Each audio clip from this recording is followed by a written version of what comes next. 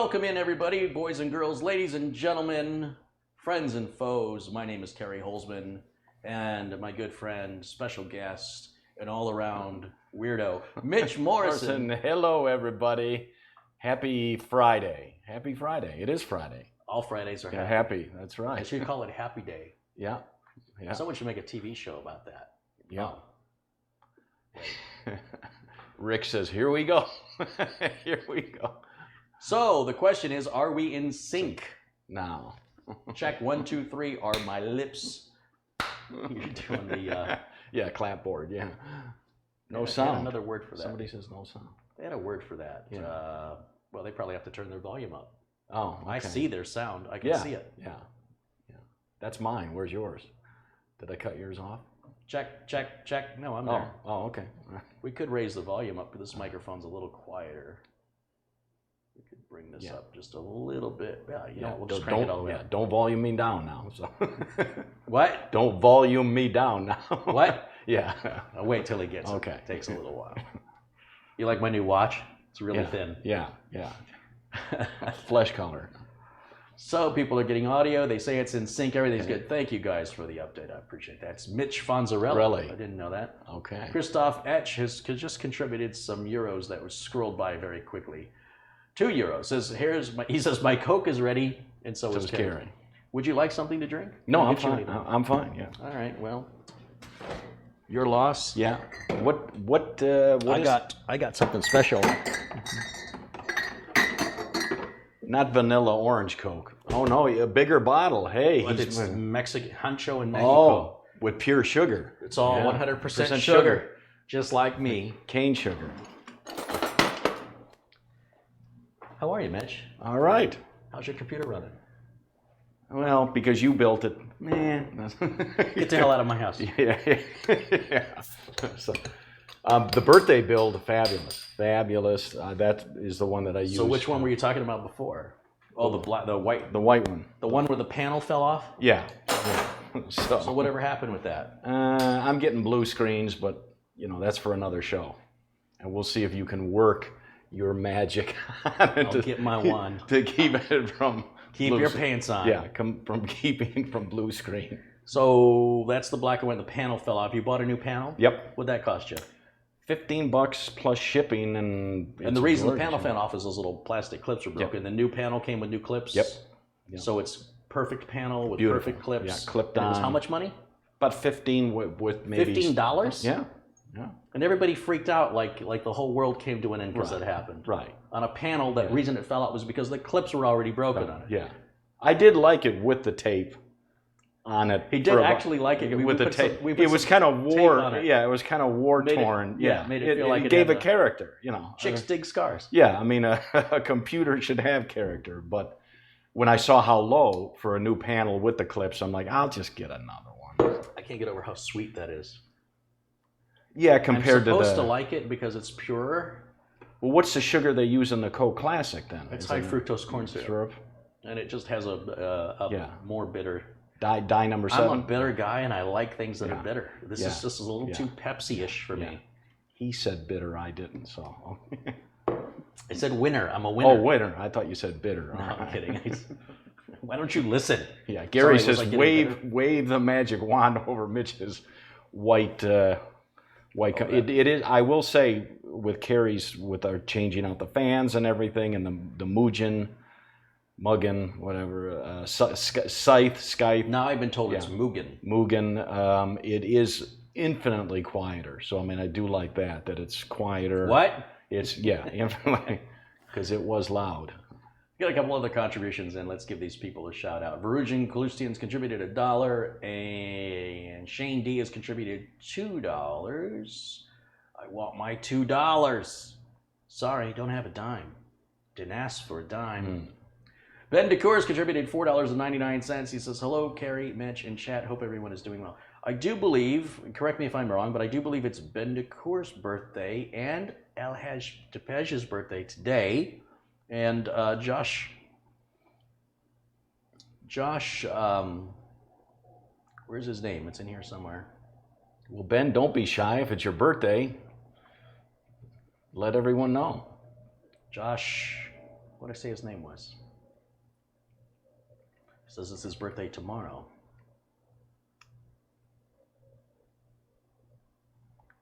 That's what happens when you get a lot of people in the chat. Josh Kinder says, thank you everyone for saying happy birthday to me for tomorrow, for my 26th.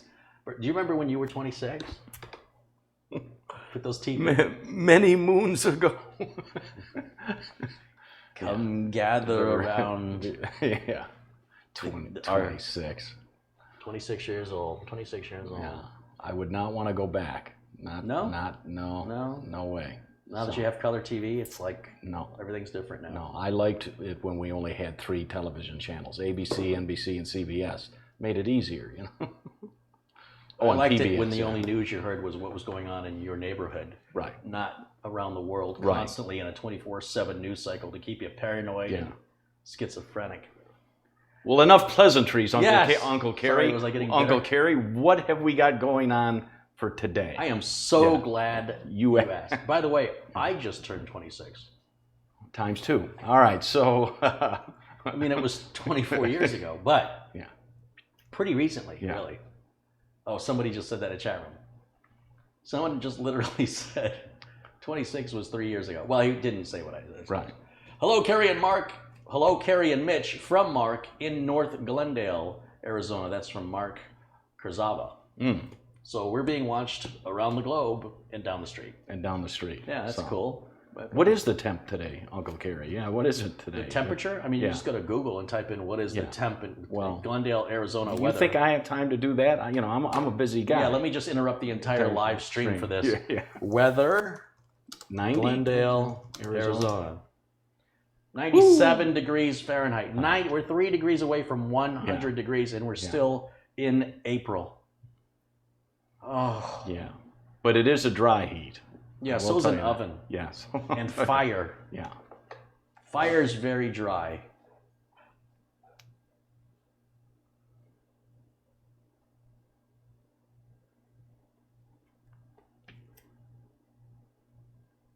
Coke was founded in 1892. Pepsi was founded in 1898. Pepsi is a knockoff of Coke. Look, it really doesn't matter. Sometimes knockoffs are better. You like what you like. Yeah.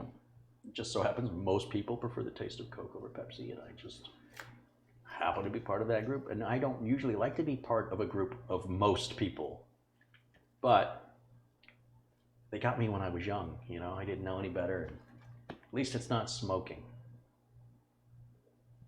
Let's see. John Williams says, hello, Mark Baggett, PC Fishing, Jesse, Kurt, Gary Whitaker, Shane D, Ben DeCour, Brett Kennedy, Patrick Manny, Nick Poverman, Platter Jockey, Steve Devine, Dan Nilsson, Catherine, Anna Hauserman, Peter Rayner, Christoph Ash, Stealth Mode, Alhaj Tepej, Donnie Seeger, Michael Dane, Bill Ottinger just contributed $1. Thank you, Bill. Jean Tem, Russ Franzen, Sharon Idle, Darren Kluth. Darren's contributed $2. He says, buy some Coke stock. I should have done that 25 years ago. Irving T, who watches us all the way in France. Planet Cryos. Dave Murray watching us in Bonnie, Scotland. Gary Whitaker. Tucson Packler. John Craig L. Perez. Welcome in, everybody. Biff Muth. Jared Blackmore. John Martin. Tony Wallow's there. Hi, Tony. George Hearn, Magnum, Jimmy Bateman, L. Perez, Speedy C, Granddad 77, 55 Stang Dude, Paul Wright, Gil Garcia, Rick Hubbard, Babel Forever, Gary Whitaker, Randy Harris, Vern Mahoney, Gainsey 95, Michael, David Tracy, I don't know how to say that. Is it Francois Guibault? I tried. Maroof. Renee Cussin, Lord Falk 1.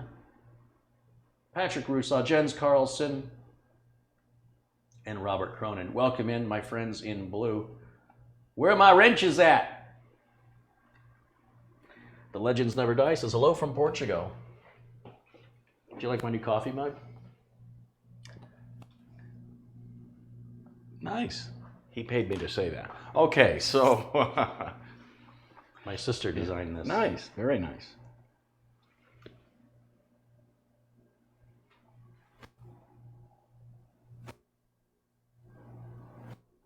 All right. Okay, enough with the shilling. Let's get the business. All right. Let's get the business. It costs a lot more than a shilling. Yeah, shilling. Yeah. Today we've got a build for a gentleman. We'll call him. Let's just call him Raul, okay, because that's his name. And what we've got is the standard Corsair 200R. It's a very similar build to the previous one with a few minor changes. This is going to be a great all-around everything computer, no matter what you want to do. You want to game? Do you want to get some work done? Do you want to do some video editing? Do you anything? This is a good all-rounder for around $1,800, and it'll do everything really, really well, like astonishingly well, reliably, quietly, and its performance will be outstanding with lots of storage. Well, plenty of storage to get started, and more storage can be added later if needed. But we're talking about super fast storage, which is very aggressively priced in that arena. And a thank you to Planet Cryos for 201 pennies for, he says, here's 201 pennies for a friend. Thank you. And Google Eyes has contributed £1, and thank you for that. So what we're building today, we've got the motherboard, which is a Z370 XP SLI. This is a good motherboard for people who don't want all the flash and pomp and circumstance of the nonsense RGB craze and armor that companies put armor, you know, it's plastic covers. This is just it's an attractive basic board. And when I say basic, I don't mean basic in terms of expandability. I mean basics in terms of aesthetics. Then on top of that, we're going to put in an 8700K Core i7 with that Mugen 5 cooler, which we did in the previous build. And we're using basically the same Corsair Vengeance, 32 gigs. This RAM's a little bit faster, I think, than what I used before. This is 2666. We're going to power it all with an EVGA 750G, whereas before we used the Seasonic. The Seasonic, I think, is a 7-year warranty. That's a 10-year warranty. They're almost identical in every way, shape, and form. So it's, you know, kind of a give me a second. Okay. Good boy. Good boy.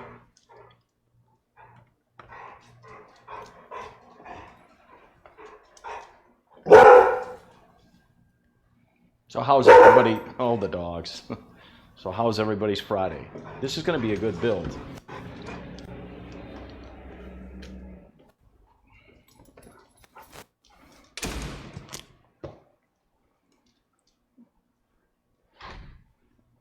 Got an Amazon delivery. Hold on, I want to just, you entertain the people. Me? Yes. Okay. Or off with his head. What did you get, Uncle Carey? Well, that's what I'm about to find out. Find out. What do you think he's...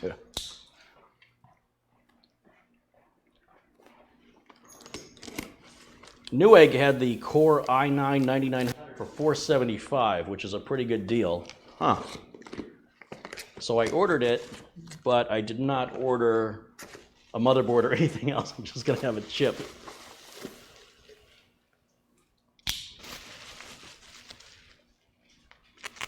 Somebody says, great Friday, Mitch, how was yours? Well, when you're retired like I am, every day is great.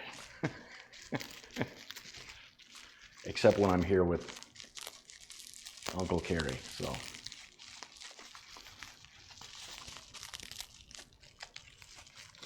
You know, Mitch, it just sounds funny when you say that. Mitch can call me Chuckles. Yeah, loving the hair, Mitch. Well, and after 2 more payments, I own it, so what can I say? All right. It looks like somebody sent me some solid-state drives. Why don't you take a look at these for me? Show those to the crowd. I think there's a couple more in here. What are they? Are these generic? No, I don't know. You tell me. Oh, you know what? Ryan over at Second Chance IT has contributed some generic SSDs to the cause, you know, for the disabled vets giveaway. He said, I really don't know what these are, but would you like to have them for your giveaways? What do they look like? 256, yeah. Look at SATA that. 3s. Well, you can't beat the price. He just, Yeah. how many did he send? We got 2 there. For the veteran builds? Yeah. Very nice. Yeah. I mean, he even said he didn't know what they were. He knew they were 240 gig SSDs.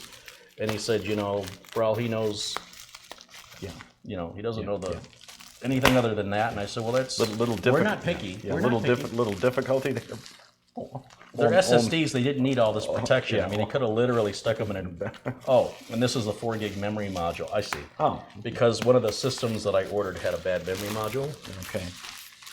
And the guys, like I said, Brian at Second Chance IT, they take care of you. Not only do they have good prices, they got good support. Someone asked what size? These are 256 gigabytes, so good for putting your operating system on. Yeah. This is going to go over here.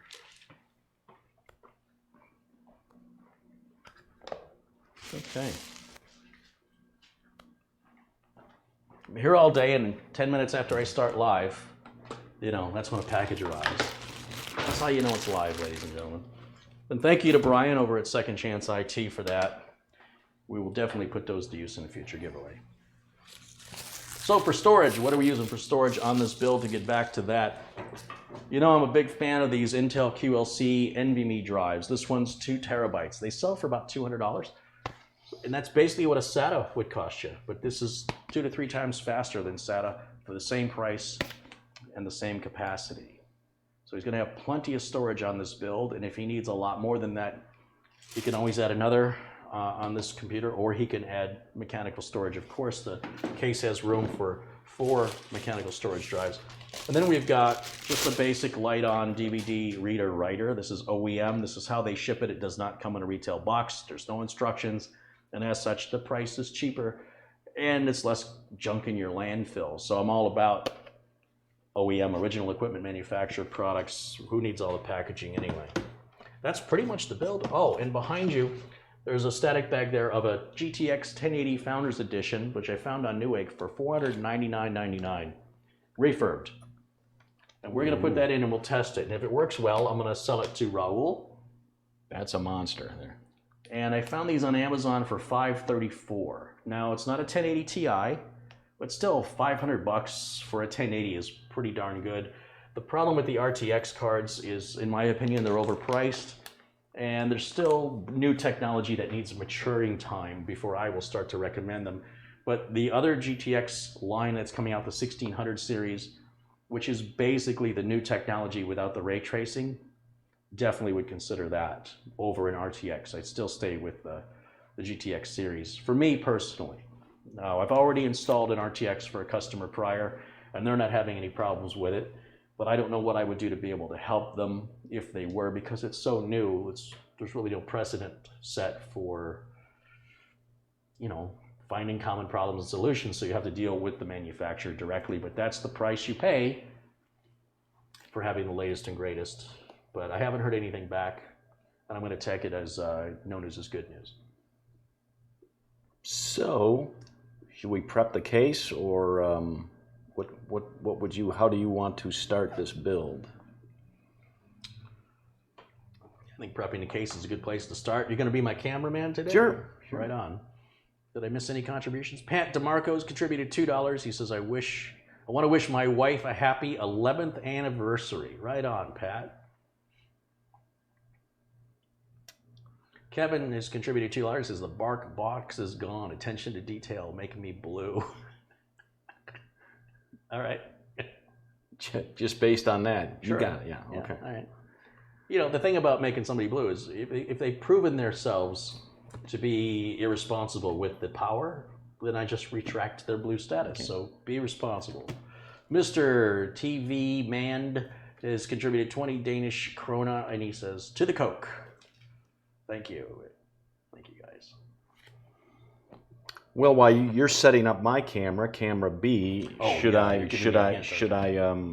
Yeah, you want to remove the shrink wrap from that? Can I open that? Absolutely. Well, don't open it, but you can take the shrink wrap off of it. And you can cut the tape on that box, and you can cut the tape on that box, and you can cut the tape on that box. Did you put the thingy back in, the whatchamacallit in the, is that It's called a knife. Is that here? No. Yeah, yeah, that's Do you know how to use it? Yeah.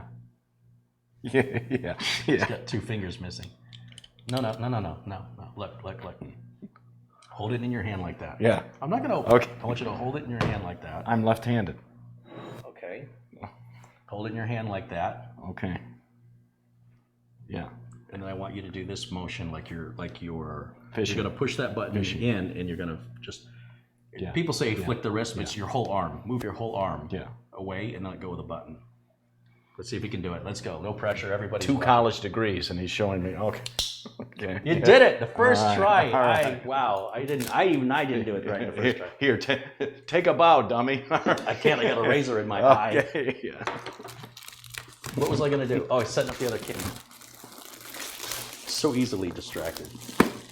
Squirrel.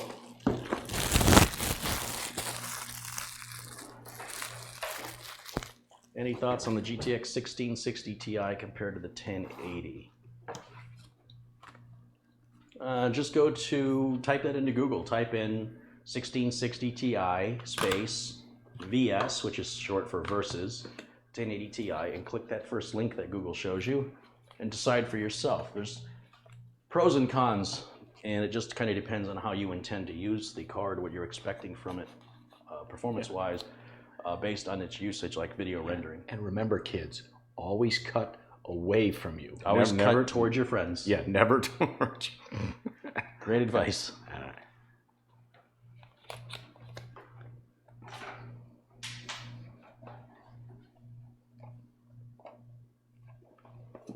So we put those Subaru lights in Mitch's Subaru, and they broadcast the Subaru logo on the ground when he opens his car door.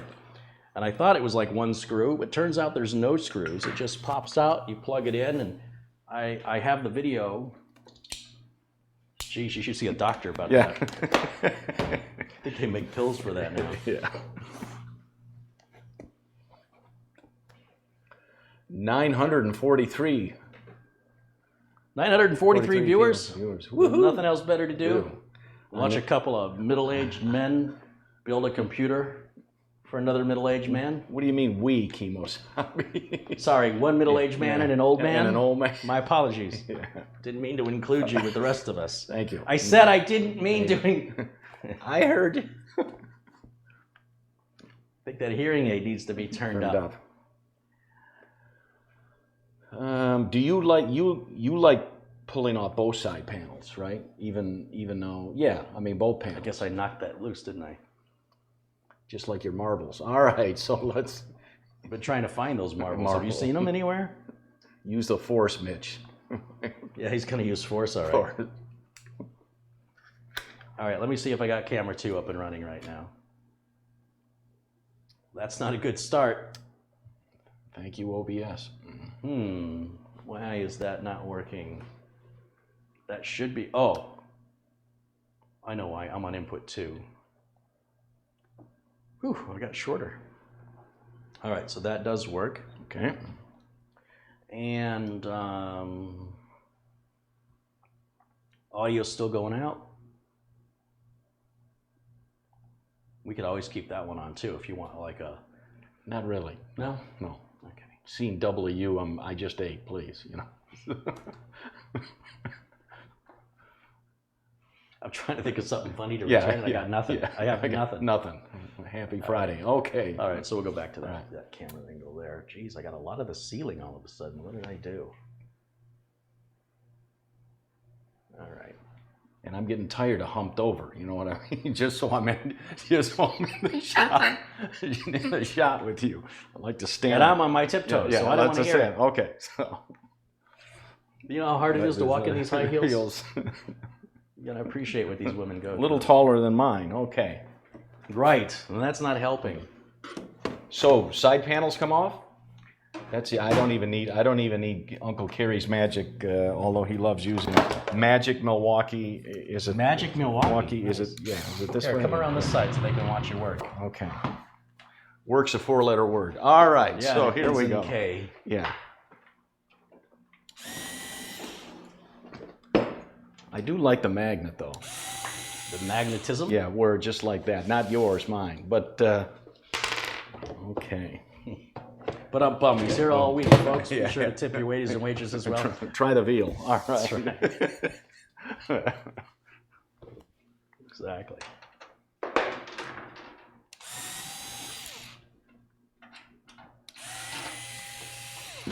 Look at this.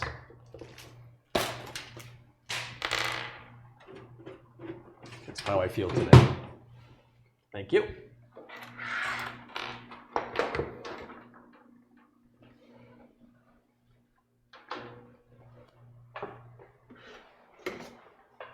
$200R. Oh, you've got to spin it around to pop the thingamajig out of the whatchamacallit. So, yeah. Have you done this before? Mm-hmm. Let me see if this is in tune. I don't think you're using that right. Oh, okay. You love popping these out.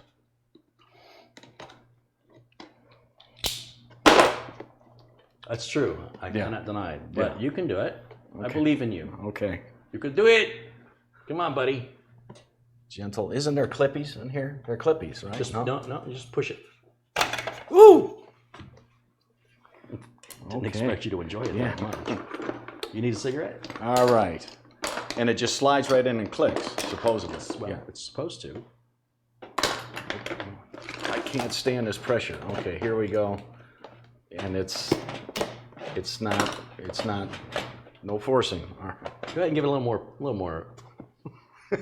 little more elbow grease there. Hold on. Try again. Something might be a little bent. Here, try now. Just give it a little wiggle there. There we go. Rock solid, my friend. I didn't hear the click, but I'm old. All right, so let's see. So that's in. It is, in fact. Easy peasy. Let's go ahead and put the power supply in. There's the documentation. What do we have in here? Power cable, power cables, power cables. Do me a favor, will you put those power cables back there on the counter for me? Hold on, I'm not done yet.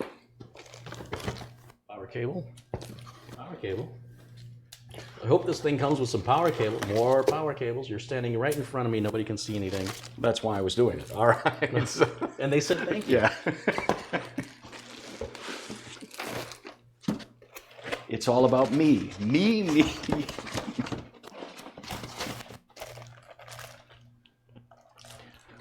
Oh, isn't she a beauty? It's just a power supply. Get a hold of yourself. Okay. I mean, don't get a hold of yourself. This is not a family appropriate thing to do. You're like a Neanderthal in the frame. You should grunt. Fire good. Oh. 750 watts of pure. Heads up, coming in. Pure coming power. In Yeah.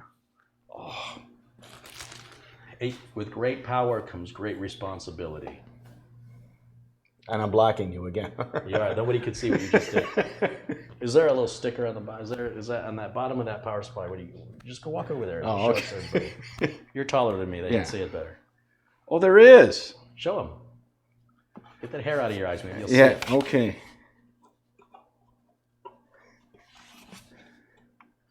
Is that your idea of foreplay? She just looks kind of sloppy. I can't do it. You really should never give up. No. The problem is you gotta feel for it, Don't be graphic. All right. and it'll just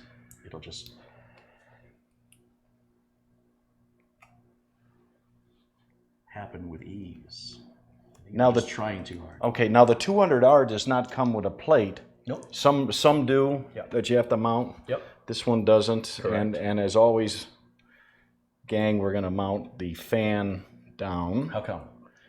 to draw air from the bottom. That's right. That fan brings air in, it pulls air in, it does not to blow air out.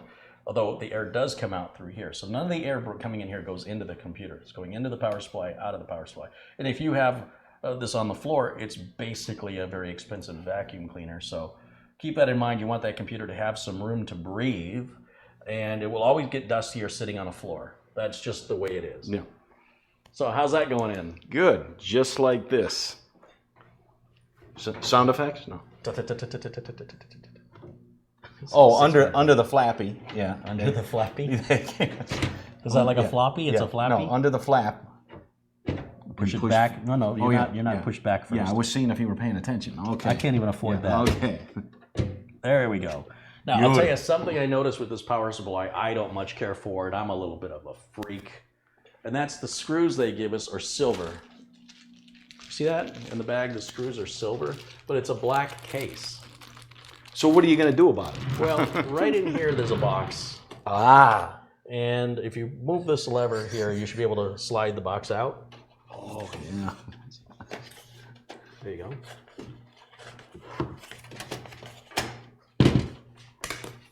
I got the thingy pushed back, so give it to me. All right.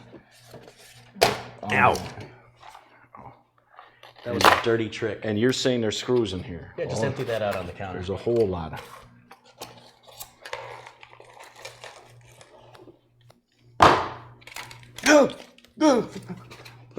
flying.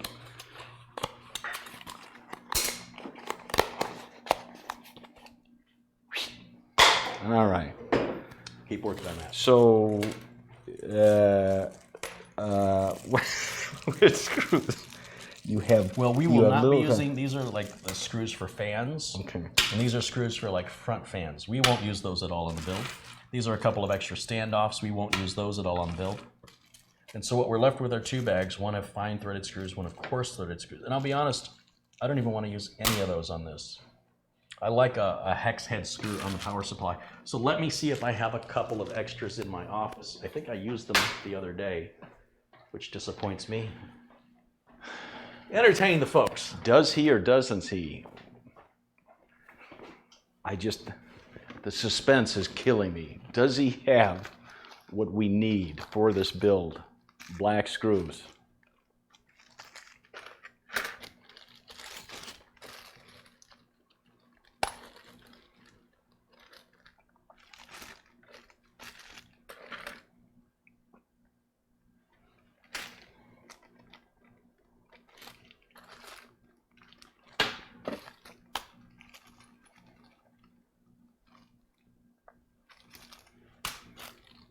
Carey, 1,000 people are watching this very special build because I'm building it with very little of Carey's help. That's why it's special. Found some. I don't believe you. Next thing I tell you. Okay.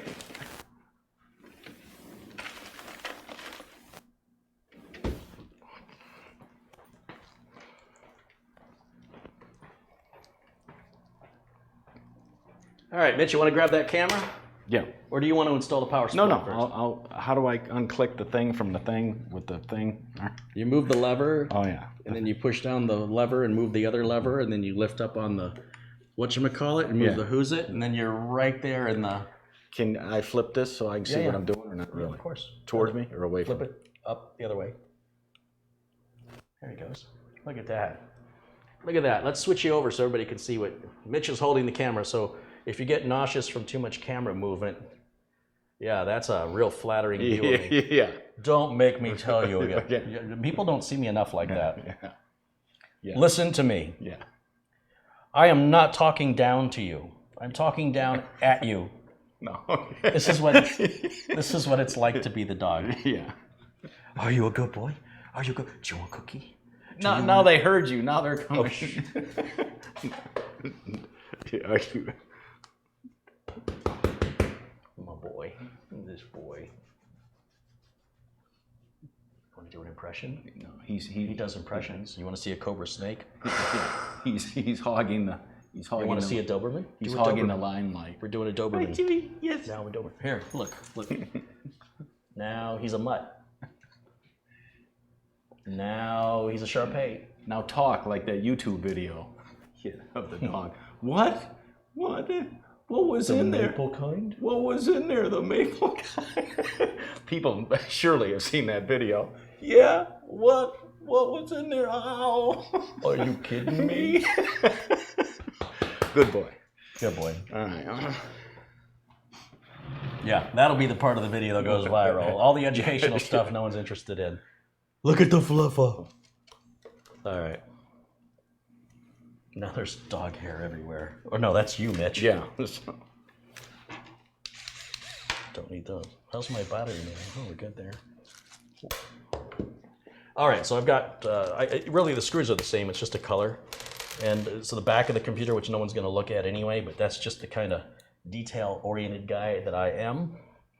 And so we're gonna put one screw in each corner, but notice there's two holes. One here, one here, one here, one here, one here, one here, one here. That's because these holes are slightly offset depending on if that fan is facing up or the fan is facing down. I don't know why that's important that they offset them, but depending on which orientation we use, you'll see I like to start a lot of the screws before I turn. And again, we're back to the deliveries. Hold on a second. Okay.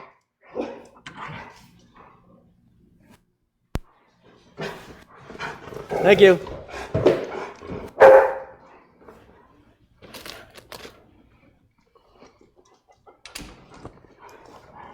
Okay. Good boys.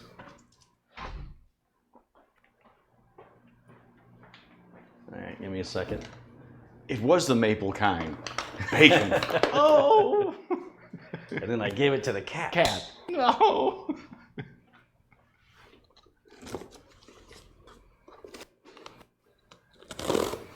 Yeah? Yeah?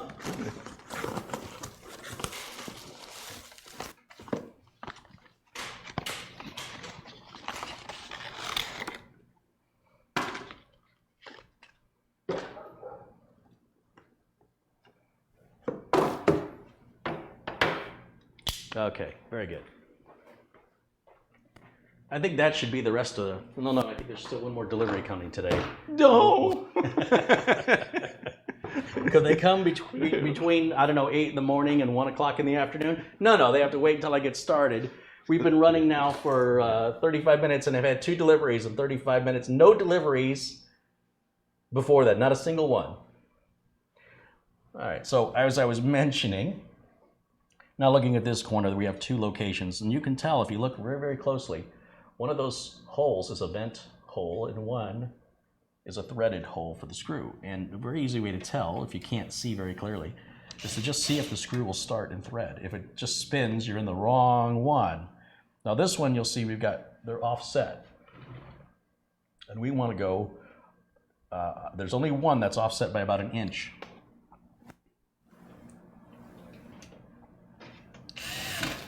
And then finally, down below, you notice it's offset down by 1 inch here. That's if you were to flip this power supply 180 degrees around, then that screw would go there. Otherwise, it goes here. And now we can tighten them all down. This screwdriver has an auto-off clutch. You will actually hear the screwdriver stop. And that's because if you look here on the driver, I've got it set to a clutch setting of 3. It's really low. And what I can do is there's a lock setting on this driver, and when I lock it, I can now spin this screwdriver by hand without ruining the motor. And I just give these power supply screws just a little bit more of a torque because the power supply is heavy, and these are relatively shallow screws to hold something this large in place. And because this is going to be shipped via FedEx, it's going to be on a truck, and I don't want that to break free. If that breaks free inside of there, then this could bounce around and destroy everything inside of here. And remember, guys, the clutch is not set to 2 or to 4, but 3. And the 5 lucky, is right out. But lucky 3. All That's right. right. So what next? I'm bored already. All right.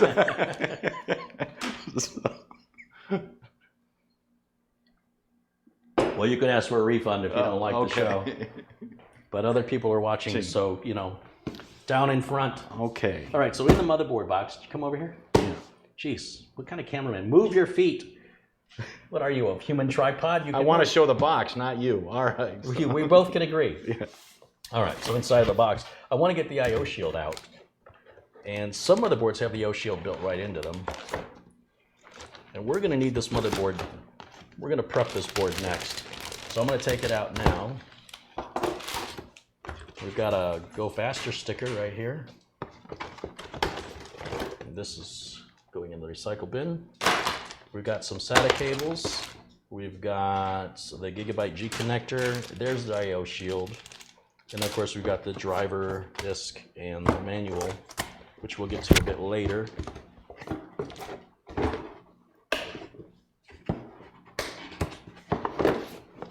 Oh, could I go faster? Stick it back in. But this is the final part of prepping the case, and that is getting this I/O shield right here installed into the back of the case in this opening here. So I'm just going to, here, look at it. Look at me! We're gonna take that out. I've never looked more attractive. That's the I/O shield. It only goes in one direction. It's a friction fit, and we're gonna insert that from the inside. So I'm gonna let you and I trade places. And if you want to zoom that out, oh, you're already zoomed out, okay. So what I'm gonna do is I'm reaching in and I'm gonna make sure these little small holes go towards the bottom. If you get it the other way around, you just pop it out and flip it around. Now, I do make this look easy because I've done it a lot of times. I see a lot of first-time builders really struggle with this part. So just because I show it going in very easily, 20 minutes later, I'm still playing. Just because I show it going in easily, it's only because I've done it so many times. Don't expect to be able to do this part this quickly. Give yourself enough time and allow yourself the opportunity to understand what it feels like. You know, there's a feel to it. And what I'm looking at here is I want to make sure that it's completely out, like this ridge is sticking out evenly across all four sides. I don't want it in cattywampus or sideways. And don't be afraid to, you know, if it doesn't feel right, you can just push it right back out and do it again as many times. And the more you do this, by the way, the easier it gets. But if you're only planning on ever building one, I suppose it's not a talent you really need. But you'll see the more you do just about anything, the better you'll get at it. It's practice, practice, practice, but it's not requiring a number 2 pencil or anything. You do hear it click, you know, when it seats properly. And I can also feel the inside and feel that the edges of this are even and flush. And that's it. The case is prepped, and now we can move on to motherboard prep. The Coke is making me want to burp a lot. Because of Doing my best not to. Because of the pure sugar. Okay. It's that pure sugar burp. Nothing like sugar burps. Bad for your teeth. Now the motherboard. Okay. Yeah, we won't need this for a little bit. And this is my little door stop I used to stop the Lazy Susan from spinning. Do you see that down there? I just jam it in there and the Lazy Susan doesn't spin. I can take that out. Put it back in. Isn't that amazing? Oh. So this is the cooler we're going to be using, but we don't need that right yet, not yet. I'm going to build on top of this motherboard box. Here, why don't you stand right here for me? Just kick that stuff out of the way. There we go. And they usually tape these closed, because if you didn't tape it closed, it would escape out of there on its own. It's very important that they tape that closed, because, you know, there's so much extra room in the box for it to slide around. That's called sarcasm? Just saying. Yeah. Did you see my sign back there? Yeah. Did they see my sign back there? Yeah. On the wide shot. Do I have to? Oh, okay. You're getting the clue. I'm getting you there. That was sent to me by one of the viewers. I thought that was pretty funny. I sort of do that with the duster, right? I clear out the old dust to make room for new dust. All right. So back to where we were. The wit is flowing like I know, you like really molasses. Need to control that laughter. Yeah, the laugh. Distracting from my lesson. Yeah, we'll add the laugh track in later. Okay. So you want to make sure that you hold the board by the edges, or you can wear an anti-static strap if you want to. But if you hold the board by the edges, don't touch anything metal underneath here. So I'm going to grab it. If you watch the way my hands are holding the board, my thumb is on the edge and my finger is on a piece of plastic, or probably the top of a PCI port. And just using 3 fingers, I can take the board out, turn it around, set it down. Do you see how my fingers are situated on the end of that board? I am not touching anything metal. So if there was an electrostatic buildup in my body, it has no place to dissipate to on the board. You can always touch something like the case, something metal that's not plugged into the wall. If you move the camera up here, where people can see my hand, even though it's a painted part of the case. With electrostatic discharge, the idea is not to be earth grounded, but rather to be on the same electrical level as your other components in your environment. Environment. Does anybody ever say it like that? Everybody says environment, but it's spelled environment. Yeah, you people from Michigan. Okay. Yeah, you know, in Michigan, we don't say, did you eat? We say J-E-E-T. Yeah. Jeet. Yeah, G. Jeet. So any plastic that you see covering up things like heat sinks, go ahead and remove that plastic. It's just there to protect the from scratches, because God forbid you got a scratch on the brand name. Anything else can get scratched. So here's our board. I do like this board. Like I said, it'll support SLI, which is 2 graphics cards. They're metal reinforced slots. Not that I've ever seen one of these slots break, but it's a problem they're solving that doesn't exist. You can thank ASUS for starting that trend and everybody else for copying ASUS. The board is, you know, I say it's a basic board and aesthetically it's basic, but it's still aesthetically attractive, I think. It's a good looking board. But no one's ever going to see it because when you put the case panels back on, you know what I mean? So it really doesn't matter.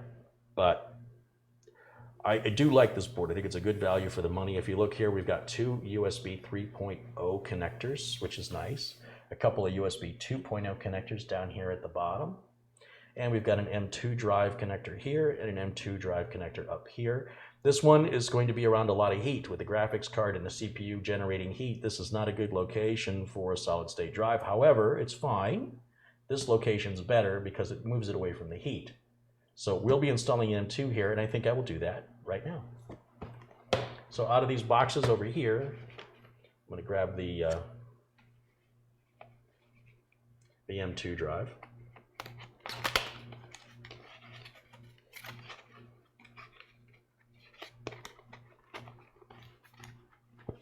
Once again, this is the 2 terabyte Intel 660p. It's a QLC based drive, which is not the fastest drive, but it's a lot faster than anything SATA based for the same exact price.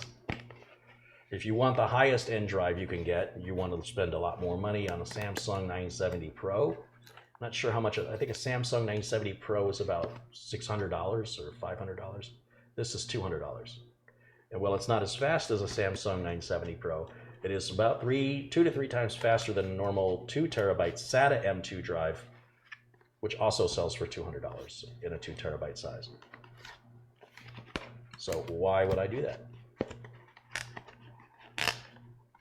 I don't know. Sometimes getting these parts out of the box is actually harder than installing the parts, and you can see me struggle with that now. It just will not come out. So I never have to do this. Something was just holding it in there. Documentation. This is what the drive looks like here. We'll open up the cardboard, which opens up this way.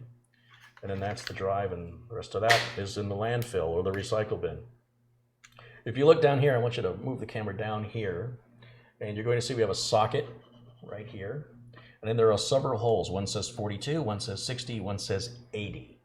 What that's referring to, if we look at this, this is a 22 millimeter wide by 80 millimeter long M.2 drive. So we call it a 2280.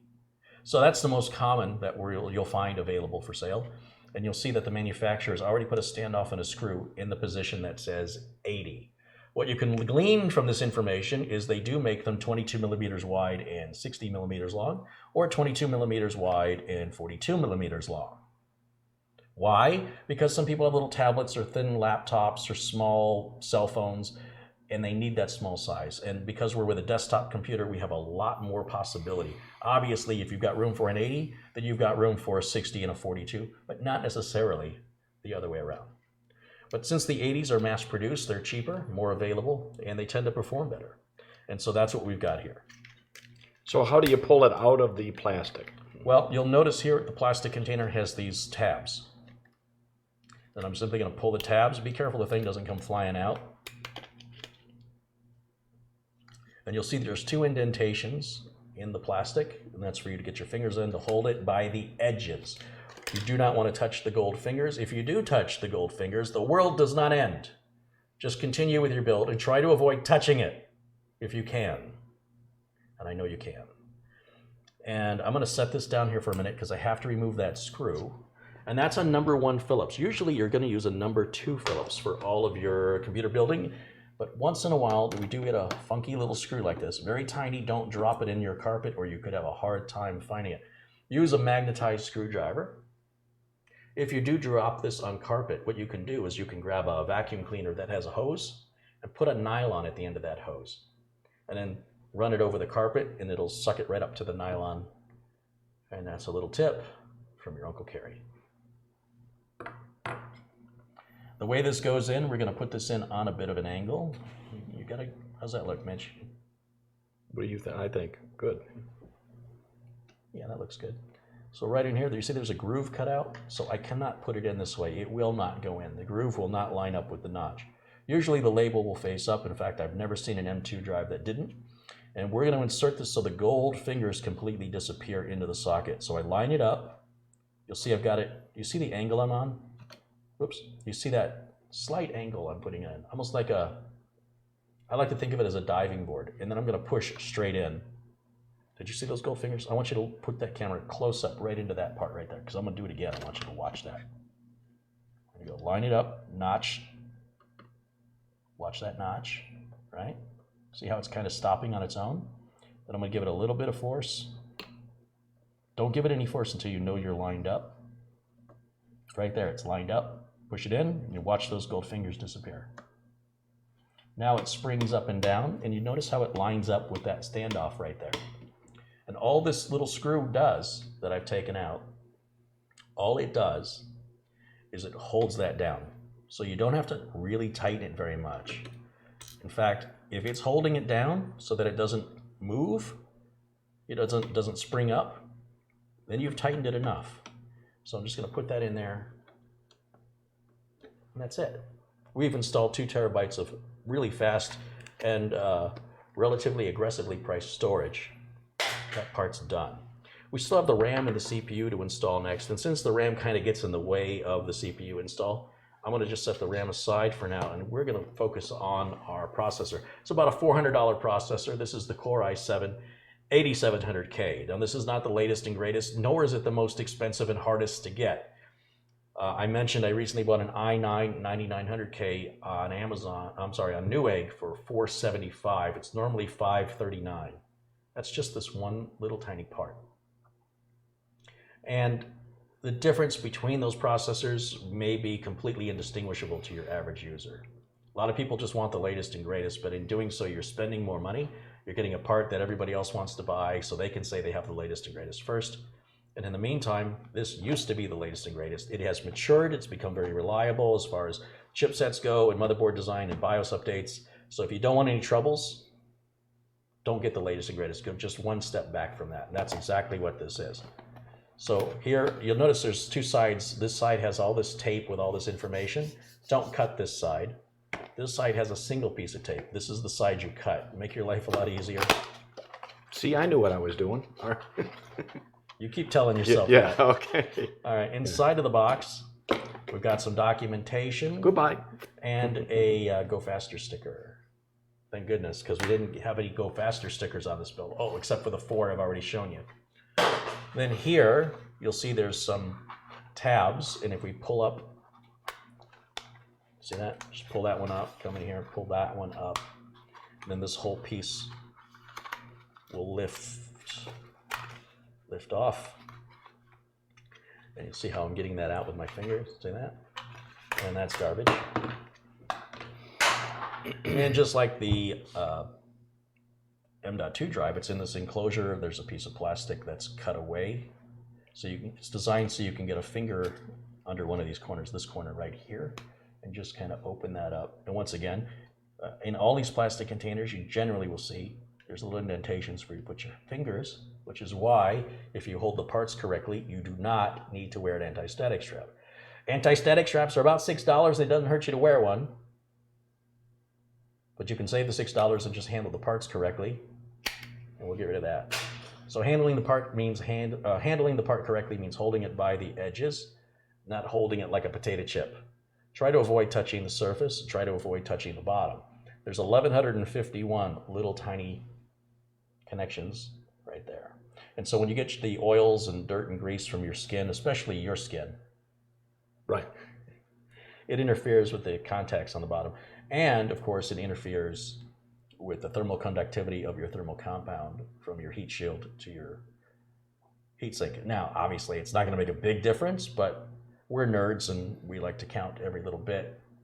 So if you do touch it, you'll just want to get some rubbing alcohol or something in a Q-tip and clean it. Try to avoid touching it. You don't have to worry about cleaning it. So show the people how it goes in, Uncle Carey. So there's a lever right here. Can you bring that camera up just a bit? To your face? Yeah. Okay. No, I want you to raise your hand. Oh, okay.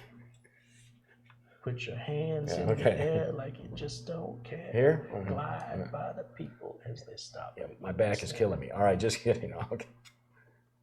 So I'm going to swing that down, lift this up. Whoop, let me get that out of the way.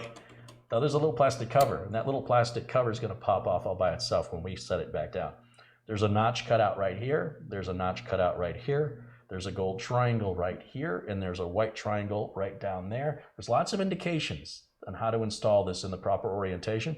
A very easy way to know is you see all the writing on this is facing you, and that writing on the board down here is also facing that same direction. So there's 3 different ways to see that it goes in right. And here's what I do. See if you can show this well. I'm going to put on an angle and line those 2 corners up very gently on the socket. I'm going to gently set it down and let it go. Now I'm going to just grab the top edges of the heatsink and see if it moves left or right. Very gently wiggle. It is definitely in the socket correctly. Now I'm going to lower this lid, and it's got like a little fork on it, and it's going to go underneath that screw. That's the only reason that screw's there. It's not actually really doing much. Well, I guess it's holding the socket in, but we lower that. And now this lever, I need you to bring the camera up a little bit. This lever is going to have some resistance on it. So you got to use a little bit of muscles. I put one hand here on top of the I/O shield to keep the board from moving. And I'm going to push this lever down and underneath that little catch, and this little plastic lid's going to pop up all by itself. You ready? Yeah. I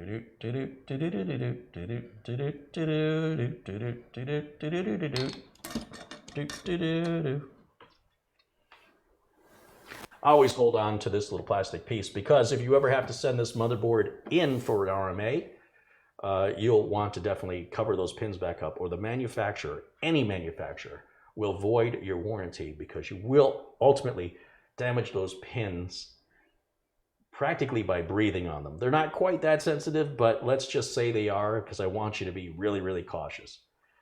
And so put this in the motherboard box or keep it with the rest of your manuals and spare parts and hope you never need it. But if you do need it, I hope you can find it. So that installs the CPU. Now we can move on to the heatsink. What do you say? Does anybody have any questions for me in the chat room? You are doing a great job, Mitch.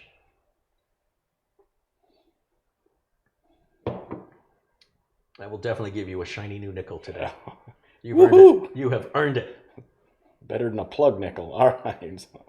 No, you've graduated past that now. Buffalo nickel? They're worth a fortune. All right. So now is it Mugen, Scythe, Scythe, Mugen? Mugen. I think it's Mugen. Yeah, I got to talk to them about their naming convention. Yeah. I'd like to call it the Carey cooler. Yeah.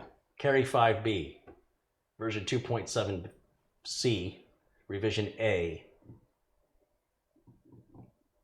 beta. All right, so here's what I love about this. These coolers were $47.99. They've been on sale at Amazon and Newegg. They were $65, and a fair price at $65, a steal at $47.99. In fact, I think Newegg is sold out of them right now.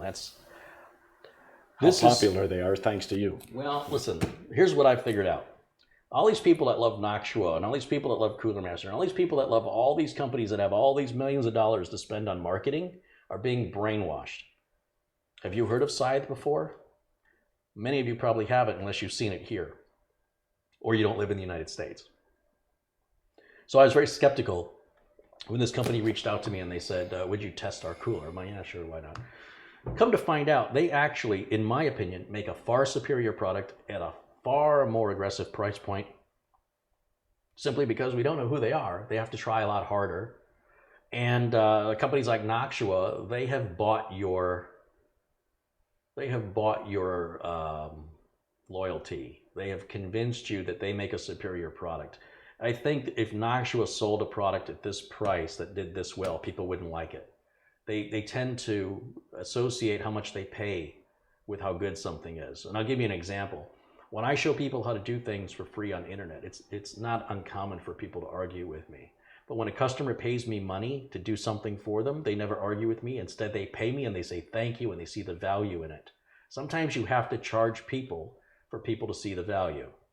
And all you have to do is ask yourself, why does Noctua charge so much money for their heat sinks? The question you should be asking is, why do you think it's okay to pay that much money when you can pay half as much and get a far superior heatsink, in my opinion? It's quiet. It's the easiest third-party heatsink I have ever installed. And check this out. Let's say you're building a computer, you don't even have the tools. If you buy this cooler, you have the tool you need included in this little white box. There's a, let me open the other side. There is a $10 screwdriver, magnetized, that you can use to build your entire computer, except maybe that, M.2 drive that takes a smaller head screwdriver on that screw. But everything else, pretty much, you can use this driver for. This is magnetized. It's included for free. Well, it's included at no extra cost with your cooler. Also in this box here, why don't you film right down here, is all the mounting hardware you would need. And do you want to know what this is? This cooler? You know what it's compatible with? No, show us. You can use this with a socket right up here. You can use this with the LGA 2011 V3 or 2066, or you can use this cooler with LGA 775, and then the 115X means 1150, 1151, 1155, 1156. That X is a variable, doesn't matter. 1366. But what about AMD, Carey? Well, I'm glad you asked, Mitch. This is compatible with AM2, AM2 Plus, AM3, AM3 Plus, AM4, FM1, FM2, and FM2 Plus. So pretty much everything but TR4. Did anybody understand any of that? Don't worry about it. You don't know? Ask Catherine Anna Hauserman for your parts list. She'll do it for you all for a thank you. Back inside the box, we've got our cooling fan. We're going to take that out. And this always cracks me up. There's all this styrofoam and then this piece jutting out. But what that is that's a piece most manufacturers make you put on yourself. And they've already installed it for you, so it's less work you have to do.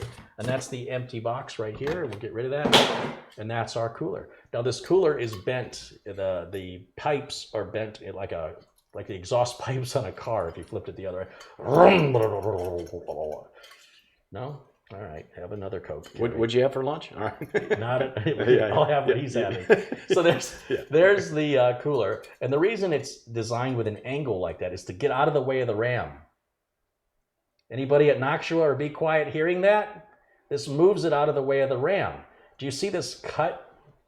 If you look real closely, right here, do you notice there's a big cut into the heatsink?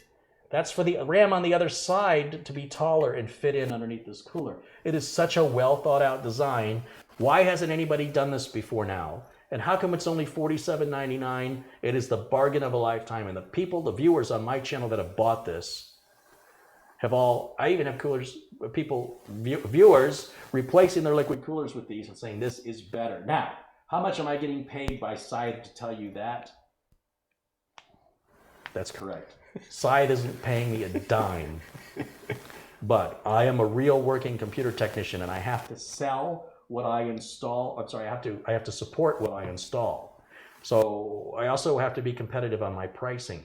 So when I can offer this to a client and they realize they have a good working computer that's quiet, it runs cool, and it's reliable, that makes me look good. I mean, look, if you went to the store and you saw something on sale that you knew somebody else was going to like, and you call them, you go, hey, they got a sale at the store for this video game. The guy goes, how much are they paying you to say that? You wouldn't do that to them. Why would you do that to me? I do hope Scythe one day will sponsor this channel because I would love to be associated with their products. Are you hearing me, Scythe? Hello? Are you in there? Would love to be associated with your products.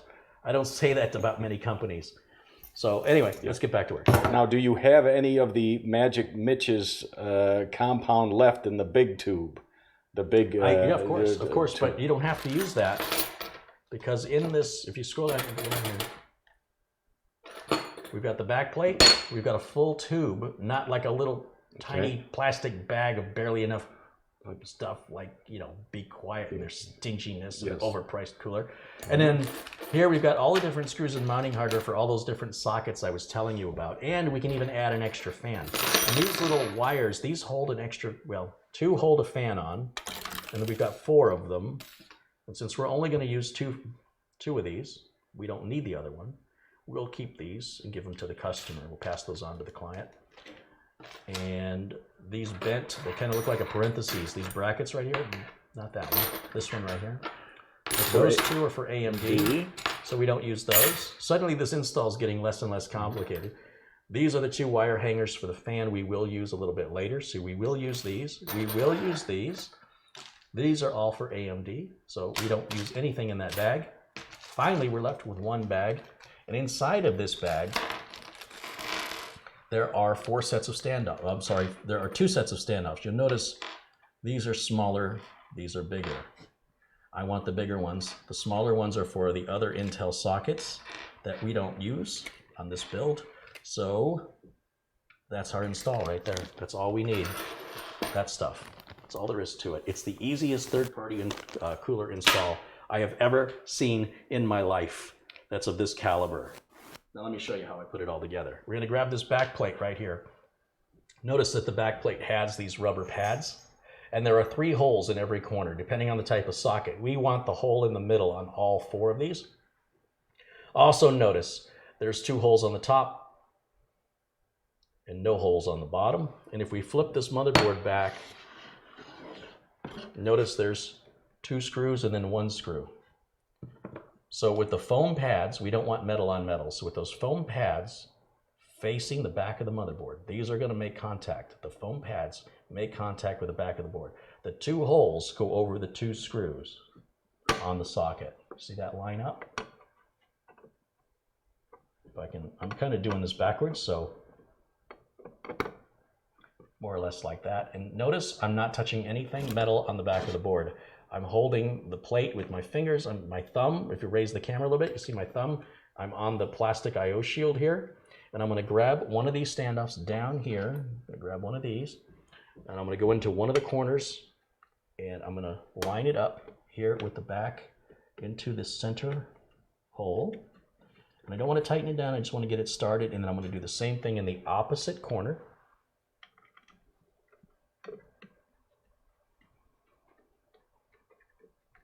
And now I can go ahead and sort of bring those down quite a bit more.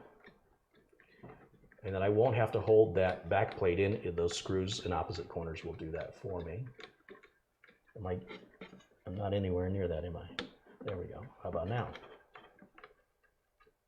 Notice I'm not touching anything metal. My hand is curved, so there's no metal being touched. The fingers curved, hand, thumb.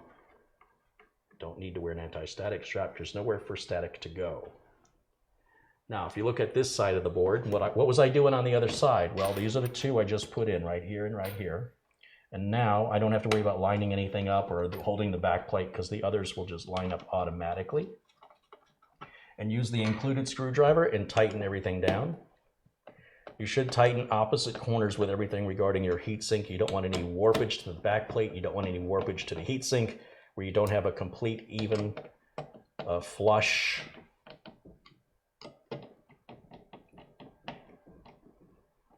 surface to surface for optimal heat transfer.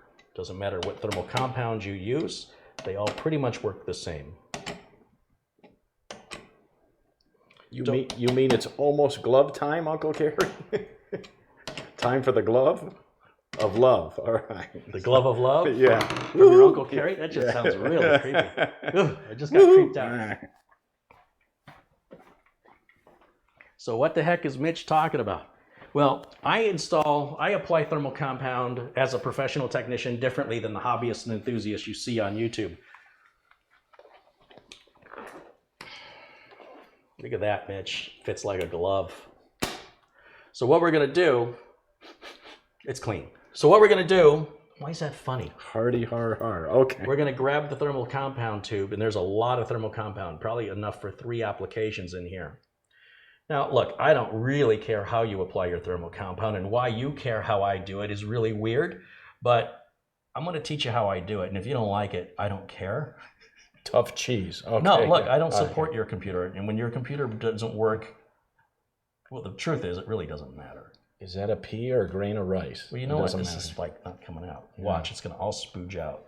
Steady now. Oh, there it goes. It's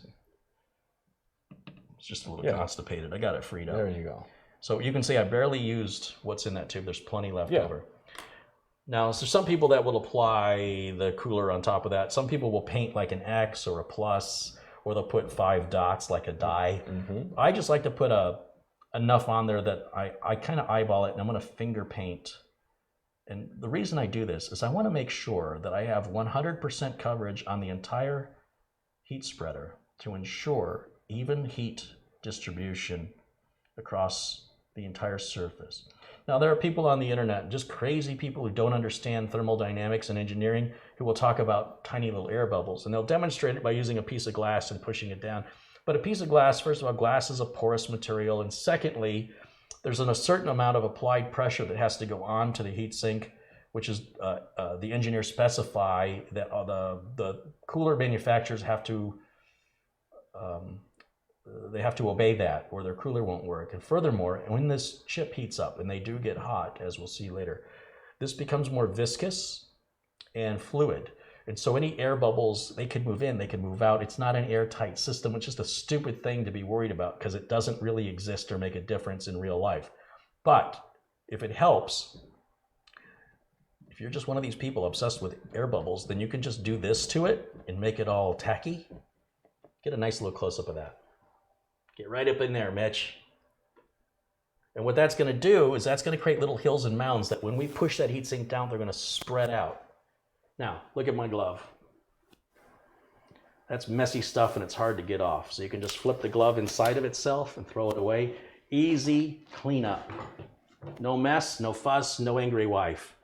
Now, we can put the heatsink on. The bottom of the heatsink has a piece of plastic on it, and that's to keep this bottom surface free of any contaminants, whether that be oils from your skin, dirt, dust, debris, what have you. So now, and this is a critical part, you must remove this. You must remove this. So peel that off and wait until you're ready to install it before you peel it off. Otherwise, you don't want it sitting here collecting anything. And we're going to put this on. If you look very carefully, I can put this on this way, or I can put it on this way. Except I can't because I forgot to put the brackets on. So hold on, I got a step ahead of myself. We have to put these brackets on, and these brackets go in the direction. You see this lever? See this lever? I should have done this first, but it's okay. It goes on here. It does not go this way. It does not go this way. It does not go this way. It goes, what way? That way. It goes this way. And then we're going to use these flathead screws that are part of that kit and the screwdriver that is part of the kit that came with the cooler. And we're going to go on the inside hole. We'll get that one started. And we're going to do the other side. But yes, I should have done this first before applying the thermal compound, but it's okay. We only have happy accidents here. And do the exact same thing symmetrically on the other side. You know what symmetry is? I never heard of that kind of tree. Is that a simulated tree? Symmetry? I think I got one of those in SimCity. Let somebody else build your computer. Okay, now we can put the heatsink on. And I can put the heatsink on this way, but that would not be good. Why? Because the fan is going to go here, and we want the fan blowing that direction. And we could interfere with our RAM on the install. Notice how that, can you come over here just a little bit? You can see how that would interfere with the RAM install. By turning it this way, we don't have that interference with the RAM at all, and the fan will go on right here. So I'm just going to gently set it down. Notice I didn't apply any thermal compound to the heatsink. I only applied it to the CPU. And we can start by just taking one of the screws. There's two here, so we'll start, give it a couple turns to get it started. See this hole through the top? This screwdriver is this long, so it can specifically be designed to go down through that hole, reach the screw below, get it lined up, and give it a few turns, get it started. And then we'll come back over here. Remember, we don't want any warpage to occur. We want a nice, even surface-to-surface mating for the optimal heat transfer. People's obsession with thermal compound, the type of thermal compound, how it's applied. If you actually test that in real life, you'll find it makes pretty much zero difference when you subtract the room temperature fluctuating as you test. You may find you've been being misled on the internet by hobbyists and enthusiasts who are not educated engineers, and the evidence is in the proof of trying it yourself. But it's not my computer. I mean, this one I'm responsible for, but yours at home, you do it any way you want. I honestly, I can only lead a horse to water. I cannot make it drink. That's the cooler installed. I have to put the fan on. So here we've got the fan, and we've got these little wire hangers. I'm not sure how well you could get this, Mitch, but this side of the fan is the side air blows out of, where you've got these support brackets. The air's coming out here. On this side where that logo spins, air's being drawn in. So I want the air drawn in here, go through the heatsink, and then out the back of the case. So when I put this on, I want the cabling, I want to think about where that cable's coming out, because it's going to plug in down here. So this is the orientation for the fan. These are the wire hangers. I'm going to place one wire hanger here.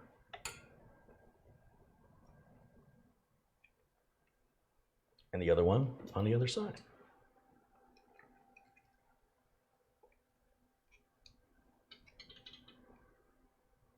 See that? And if you look closely on the heatsink, this fan is going to line right up into those grooves. You might need to pull the little wire hanger slightly away and slide the fan down as far as it'll go.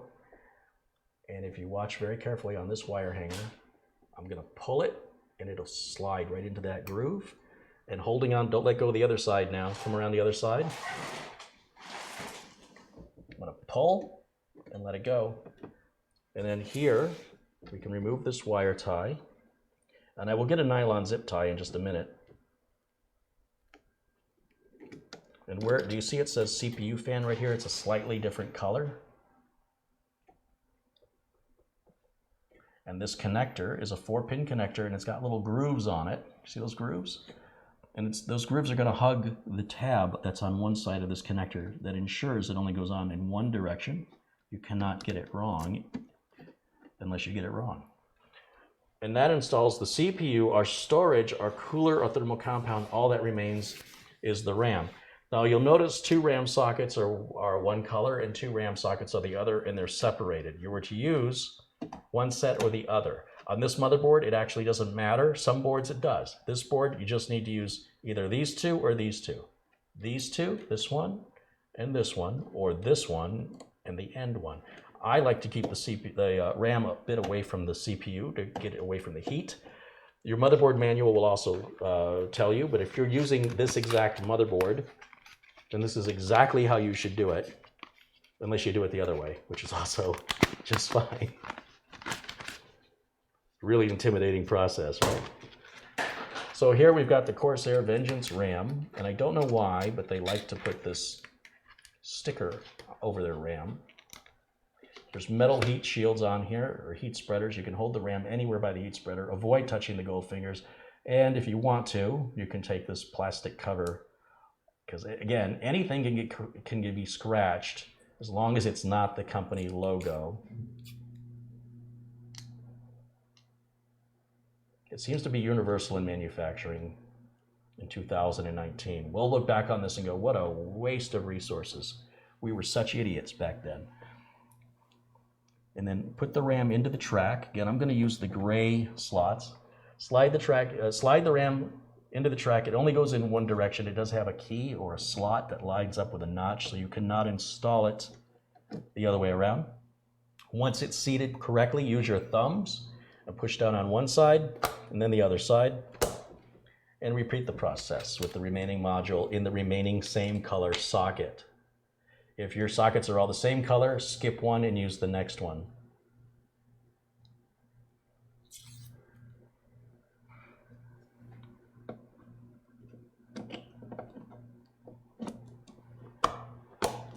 This motherboard is ready to be installed into the case. What do you think, Mitch? I'm thirsty. Can I set the camera down? Yes, you may. Thank you. You want a bathroom pass? No. You need a hall pass? No. You said it for me. Okay. All right, let me move over to the other camera. There we go. Thank you. Well done. Give Mitch a hand, everybody. Or right, like this. Somebody just threw their underwear on stage. Okay. Wait, that was my underwear they threw on stage. Coke time. You have the baby ones, right? I don't want the sugar one. You know, the sugar one is awfully sweet. Will you grab one of those baby ones for me? Yeah. Let's murder a few baby Cokes. Yeah. Little too sweet for You ever that. heard anybody call us a church key? Yeah. What does that mean? I don't know. It's the key to the church? Church of Coke. Okay, how am I going to know yours from mine? Because I I'm don't want your gonna hold. cooties. Yeah, I'm gonna hold on to mine. Thank you, Mitch. Seriously, great camera work. That's some of the best close-up detail shots I've done in a long time. I'll be Cheers. quiet. Cheers. Take your compliment and shut up.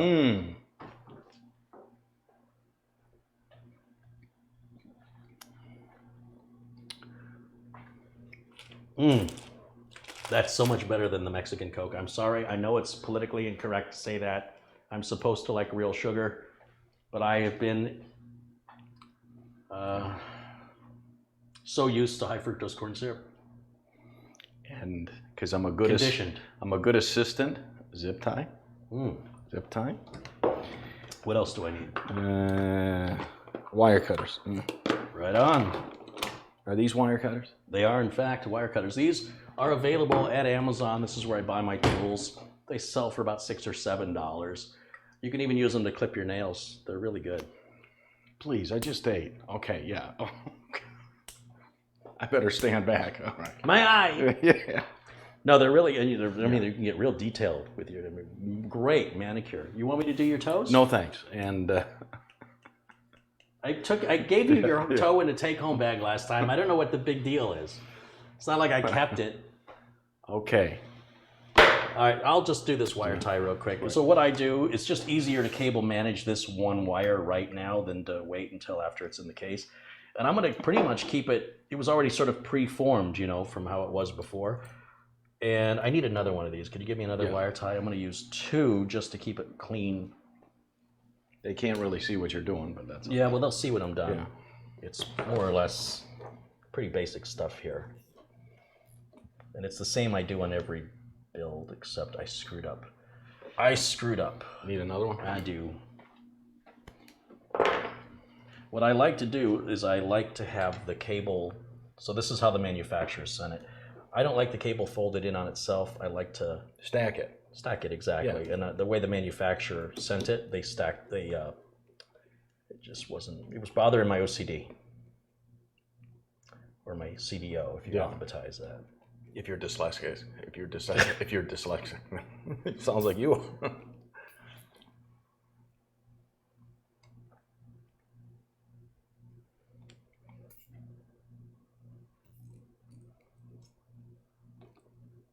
There we go. There we go.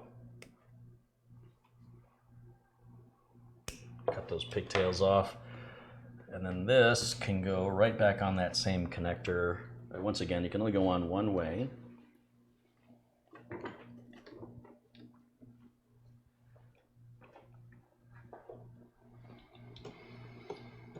Done, dun, dun, done. And I think before we move forward, you better take a look and see or give a shout out if we've had any. Give a shout? Any, I don't give a shout. Any nice contributions here. I'm gonna grab a Ziploc bag and I'm gonna put all these spare parts to the Mugen. in there. I'll do that while you look at the chat. All right, thank you, sir. And I'm done with those two. Okay. All right. Did I miss any contributions? I did. Google Eyes contributed £2. He says, I love watching older shows to catch up what's been said. Nikolai Lukianov has contributed 50 pesos, Mexican pesos. Steve B's contributed $15 for a Coke and a smile.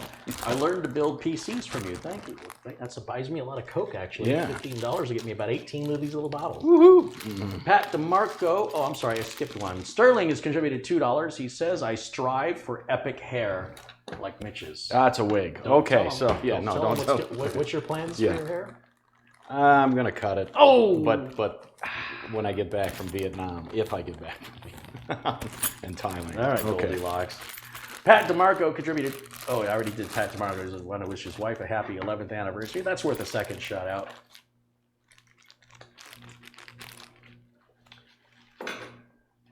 If you guys like this video, you want to see more like it, there's a little thumbs up button underneath the video, and it's all of a little effort to reach your mouse and click it to give that thumbs up. And you're sending the creator a message of any video you do that on that says, I like this, more like this, please. Just like Mitch is showing. It's a little thumb, it looks like that, and you go click, and it turns it blue. That's all you have to do, and I know you can do it. You can do it on a smartphone or a tablet. I don't know how you do it if you're watching me on a TV, but if you figure it out, you let me know. And if you like these videos and you're just not sure when I broadcast, be sure you hit the subscribe button. Just reach over and hit that subscribe button. You'll see a bell, hit the bell, and little lines will appear that will notify you anytime I go live.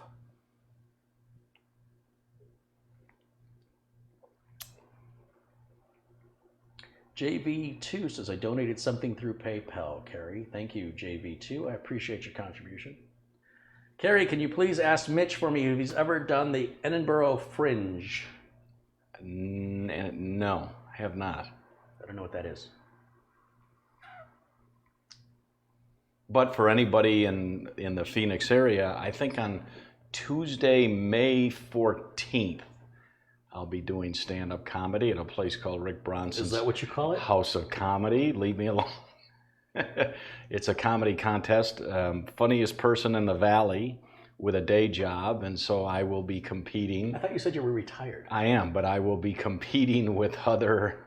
Is this billed for Mitch? No, this is not billed for Mitch. Don't be distracted. What were you saying? Oh, so I'll be competing with other comedians. Well, I'll do you a favor, and I won't join that competition. Okay. I won't steal your thunder. I won't and promise me you won't throw tomatoes at me from the audience, I because will never throw tomatoes.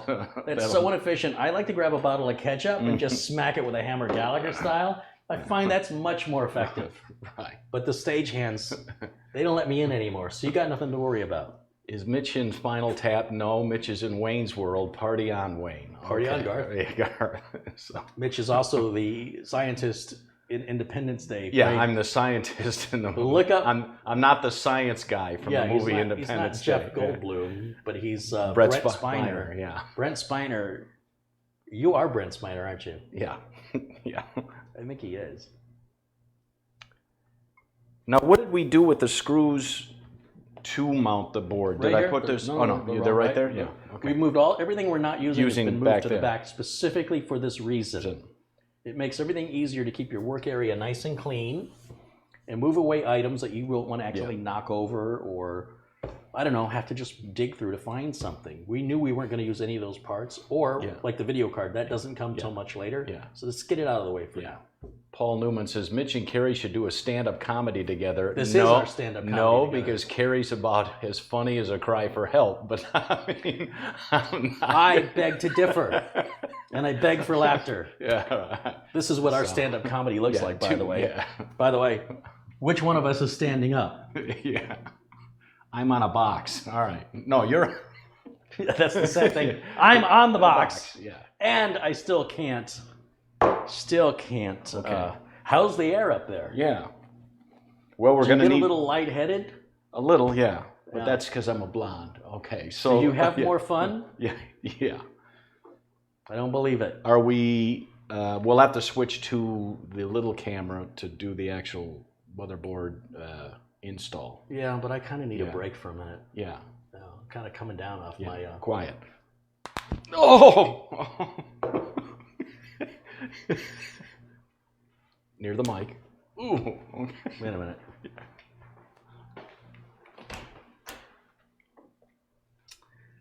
I was hoping, what you do is you get one of those plastic cups and you hold it in your hand so people can't see it. And then you go, and you crush the cup, and it's the most cringe-worthy sound if people don't realize there's a cup. Right, It just right. goes crackle, crackle, crackle, crackle. Yeah, Far too much. Yeah, don't kill a red Solo cup. By the way, was that peanut M&Ms in there that I saw? I think those, no, those were, I saw the little M&M. I have Reese's Pieces, I have Twix, and I have white chocolate peanut M&Ms. Ooh. How much is M&M's paying you guys? It's never been opened. Yeah, of course it's been open. Oh, I've been in my house before. Oh, okay. Beautiful. It's time for an M&M break. This break brought to you by nobody at all. Dogs can't eat chocolate. Oh, they can have white chocolate. Oh, it's just the dark that bad No, it's for any other kind. White chocolate doesn't have the stuff that poisons dogs. And these dogs are so big, they'd have to eat over a pound of chocolate for it to actually do anything bad. I mean, they would. You shouldn't feed them chocolate, but it wouldn't kill them to have. But I'm not giving them any because they're fat, which is why I'm not having any more. Then I'll take them away from you. And that's all I have to say about that. It says, hi, Penn and Teller.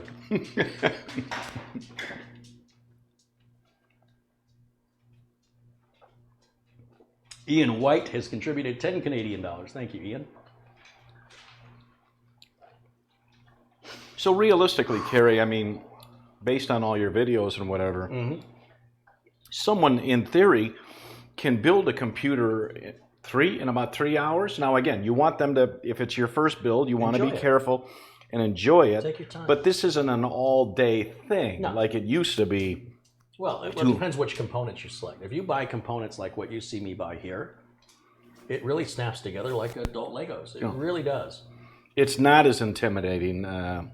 But if you buy the cheapest parts you can buy, I hope you also buy a box of Band-Aids and a bottle of Bactine. Yeah. And I will say Carey is 100% right. Once you've built one, you just are going to be so proud that can't wait to build another one, whether it's for yourself or your friends or something like that. It's that enjoyable, and the pride that you do get when you power it up and it comes on, not like this one, because this one won't, but I mean other ones. That's not right to eat when people are looking at you. Well, he better not watch any cooking shows or he's going to have a fit. Don't even go to the cooking channel, because that's all it is people eating while they look at you. Yeah. That's a whole channel. Maybe that'll be called a new Gordon. channel. Yeah, Gordon Ramsay's Hell Kitchen. All right. That's just him cursing at people. Yeah. So we are the Laurel and Hardy of this millennium. But which one am I? Does that make me the fat one? Do I have to wear the little tie? I'm just growing all the time. Well, this is another fine mess you've gotten us into. That's what it is. Yeah. Then he'd always look at the camera. Yes, we got to mug the camera, and then the Stan will take his hat off, and his hair's a mess, and he just, and then he's just comfortably looking around, uncomfortably just, in the eyebrows, and just.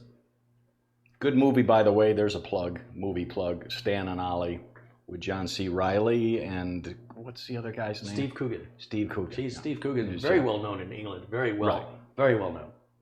See, if you were an Anglophile like me, you'd know that. Flytech Bass has contributed $2. He says, "Good afternoon, Carey." Didn't say anything to you, Mitch. I think you got snubbed.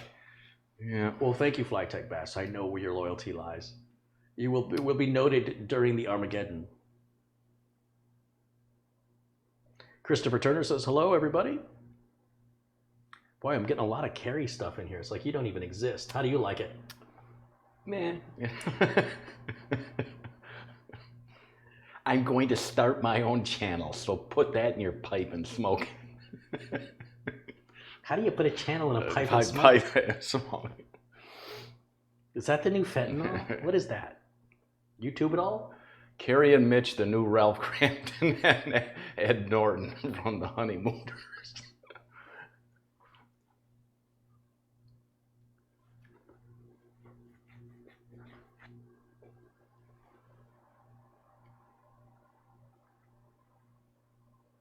If anybody has any questions, I'm just taking a little break right now for a minute. To let the steam out of his head, but you can't actually see it on camera. I'm a steam, what do you think they call me a steampunk for? It's not just because of my haircut and my bad attitude. Sharon Idles contributed £2 for Mitch. Things are looking up. Like of you course, do, like the you ladies like Mitch. What do I expect? Things are looking up like you do to me. Sure.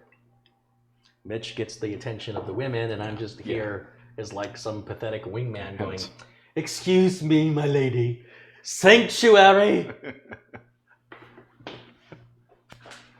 Do you like my friend?" No, but I like your hump. Just Thank you. JV2 says, "Good afternoon, Mitch," and contributed $2. Yeah. Oh, I have a question for the viewers. I have not yet seen the film Shazam. Is it any good? And so viewers, I've on Rotten Tomatoes and things like that, I mean, they say it's actually pretty funny. And what about the other Avengers movie? Because I really didn't like that first one, and I'm not really interested in seeing the sequel. Yeah. But my 15-year-old nephew wants me to take him, and I can't say no to him. Well, and I'm I love seeing those in IMAX. I'm willing to pay the extra money for the 80-foot screen, It's just and stupid, just stupid plot line. Flytech Passive contributed $2.22 for the tall guy. Well, I know he's not talking about me. I feel better now. Yeah. Okay. Should you go with 2 8 gig or 1 16 gig? Which is faster? Neither is really noticeably faster whatsoever. The question is, what are you going to upgrade to later? If you have 2 8s and you only have 2 sockets, then you'd have to remove one or both of the 8s to upgrade. If you have a dual channel configuration like on this board here, then 2 8s will be faster than 1 16. So it really just depends on the type of motherboard you've got. But think about your upgradability as well.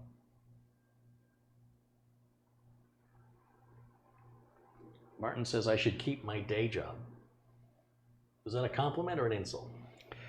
Little of both, to be.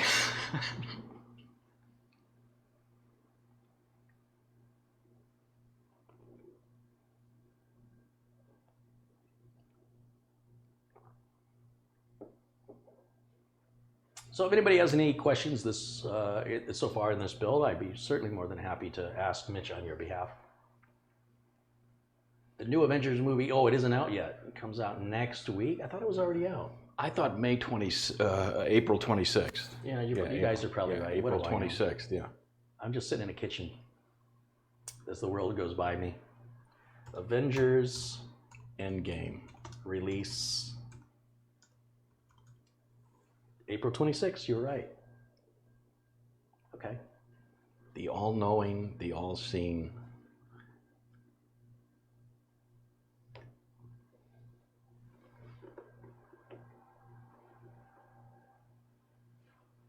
Russ says I should put that little 8-pin CPU power cable on before I install. He's right, I should. No, that's... Yeah, because it's a tight fit to get in there once we've got that installed. Right. And I really don't like seeing you with forceps. I'm just saying. All right. So. But no, that's a good catch. You should see me with 5 steps. Yeah. It took me a while to come back with a response. Processing. And that's what she said. That was from 20 minutes before I couldn't think of anything to say. Took me a while to get that one through. Okay. Steve Caruso has contributed $10. Here's to getting a comedy gig going on the Carey and Mitch channel. Welcome to the Carey and Mitch channel. I'm Carey, he's Mitch. We've broken up already. Go to hell, Mitch. The CM show, you know. Would it be Carey and Mitch or Mitch and Carey? It's usually alphabetical, right? Isn't it? Age before beauty. Age before beauty. Which puts neither. I'm really more confused now than I was before. Yeah. But if you think of comedy teams, Abbott and Costello, A before C. Lennon and McCartney, yeah. Laurel and Hardy, no, that one doesn't work. But I think mostly they're alphabetized. Right. Larry, Curly, Mo, no, that didn't work. No. John, Paul, George, and Ringo, no. Mm-hmm. What are some other duos? Abbott and Costello. Said that one. Yeah. I was just seeing if you were paying attention. The Marx Brothers. Yeah, no. Chico, Zeppo, Groucho, and Harpo. Yeah. Chico. Chico.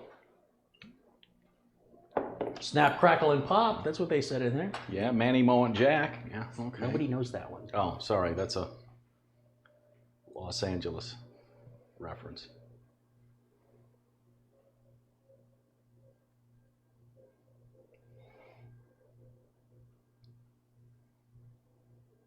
Bob and Ray.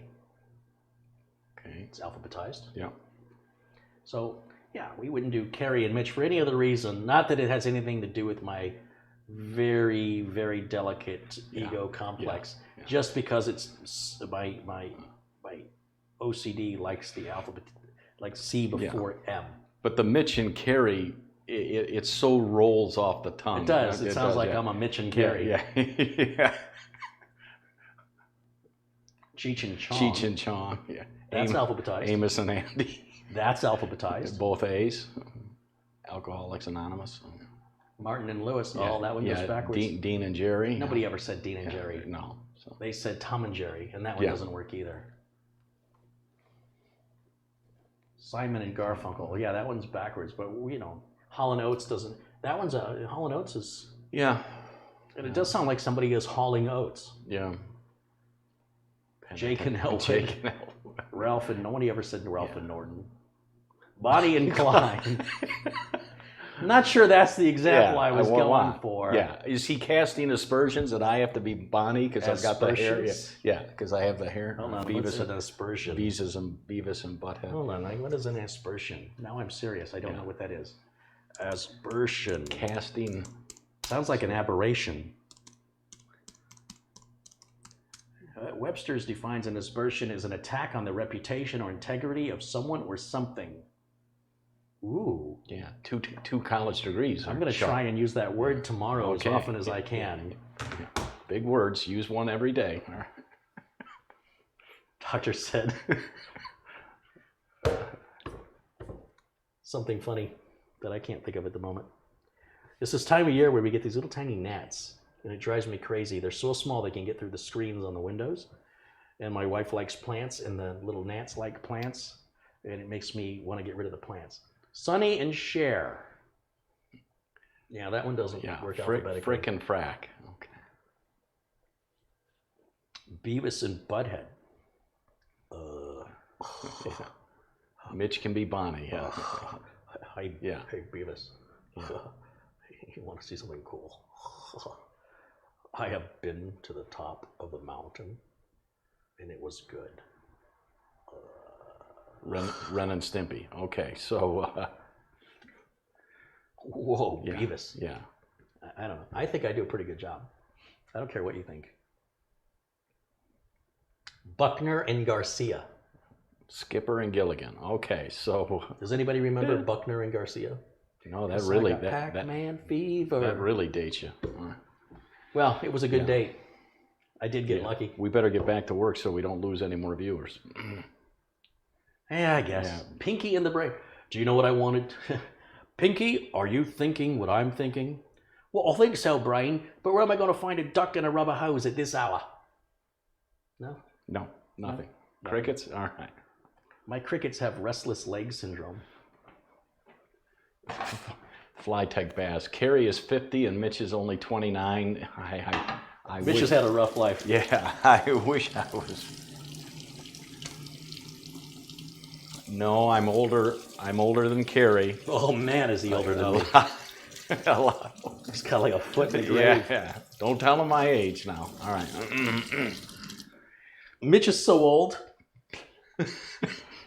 How old is he? Never mind. All right. He tried to join the Salvation Army.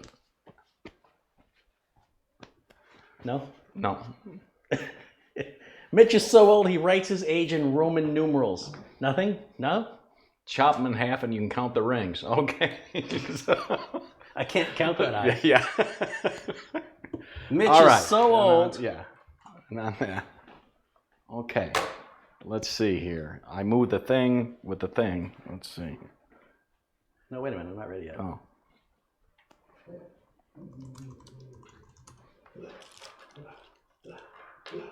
Mitch is so old. How old is he?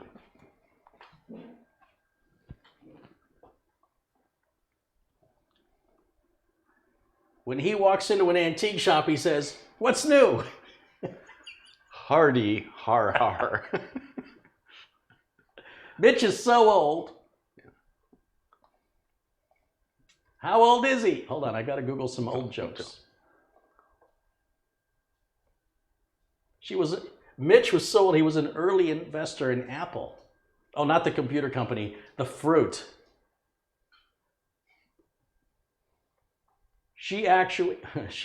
Mitch actually robbed Peter to pay Paul. That's how old Mitch is. Mitch got a senior citizen discount to see Birth of a Nation. Mitch is so old, his social security number is 9. Mitch is so old, he used to refer to amphibians and just as show-offs. All right. I'm just stealing people's material on the internet. It's fine, they won't mind. Nobody's watching. Okay. So to install the motherboard into the case, you see how we went right back to business? You loosen this lever. So you push down this part here, so you can slide the other one. Push it and down. And then slide the other one at the same time. And then release it, and it holds that one. I don't see it. Well, when you see here, push that down. You see this lever? Yeah. And I slide that lever and let go. Well, it's supposed to lock it. There it is. And in that way, because it locks it, when you want to set it back down, you just put it in this way first and watch this lever. Yeah. Oh, it locks automatically then. You want to try it? Push down. Yeah, but see, you closed. See, does it help if you look at it this way? Yeah. Gotcha. Okay. We're going to go back over to Mitch doing the camera work. Here we go, guys. All right. So this is always a tough thing for me to film when I'm here alone. So this should be a really good opportunity to give people real good clarity of how the board installs into the case. Now the CORSAIR, in most of the CORSAIR cases, but the 200R that we're working with already has these little standoffs installed. And generally you want to check to make sure that these line up with mounting holes on the board, because if they're touching the back of the board where there's no mounting hole, it could short the whole system out and break it. It's a very simple thing to check. If you're following along with this same case and this same motherboard, regardless if you change anything else, this is just about the case and the motherboard, then you don't have to change anything. It's ready for you to install. What I want to do right now is I will plug in the 8-pin power cable that's going to go to the power supply, and it goes here on the motherboard, right here. And this is going to be this part here. When we install the board, this is going to be way up in this corner, and it's going to be hard for me to reach in there to plug that cable in later. So we'll do that now. So I'm going to go back over to these power cables that came with the power supply. Remember all those cables I was pulling out? And I'm going to pull out a CPU power cable. Looks like they gave us 2 of them.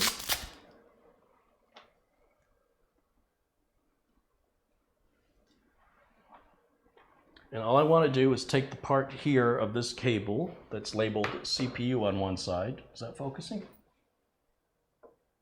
And you'll see there's 2 4-pin connectors. We're going to push those together. We're going to come right over here. And they have a clip on one side and there's a ridge here. And I'm going to just clip that on right now so it makes my life easier later. We'll just line those up. This is a lot easier, trust me, to do this now. And those will just lock in like that. We come over to the case, and I'm going to lay the case flat. Let me get that lazy Susan a bit out of the way here. You can pick the motherboard up by the heatsink. It's a good, safe way to pick the board up. And we want the I/O shield the I/O ports are going to face. I need you to maybe step back and a little bit. Back. Ah, he falls off a cliff. No, right there. So this is the I/O shield right here. And then these are our I/O ports. And I'm going to line those up with this part. I'm going to put the board in on an angle like this and then set it in. And normally I don't have this cable hooked up before I do this, but because of the design of this board, now come here, Mitch, I'll show you. If you look down inside the case, there's a hole for this cable to go down. Do you see that hole? See where I'm going with that? I don't think you can really see it. Come closer, bring the camera. No, you still really can't see it very well. It's right up here, right up at the top. And we want to just kind of wiggle that around a little bit.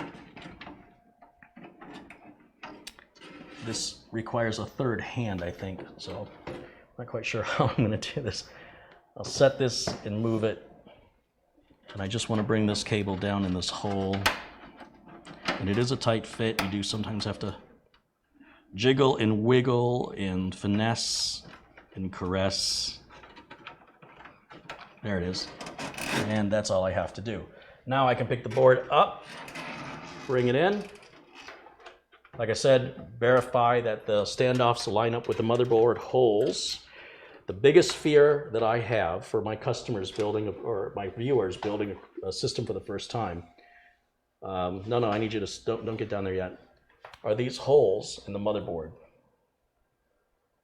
It's important that the hole here and the hole over here and this one over here, those all have to line up properly with the standoffs. And if there is a standoff back, let's say behind this, you'd never see it. You can't see through this, but it'll ground out against the back of the board and the smoke will come out. And if the smoke comes out, well, the computer won't run because the computer runs on smoke, something like that.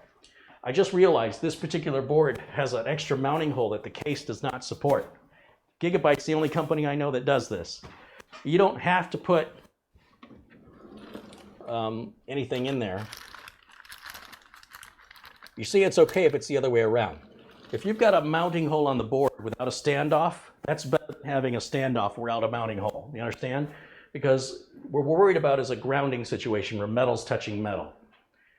And you want to use all the mounting holes you can use to secure the board. However, in this case, literally in this case, there is no standoff or mounting hole for this hole right here.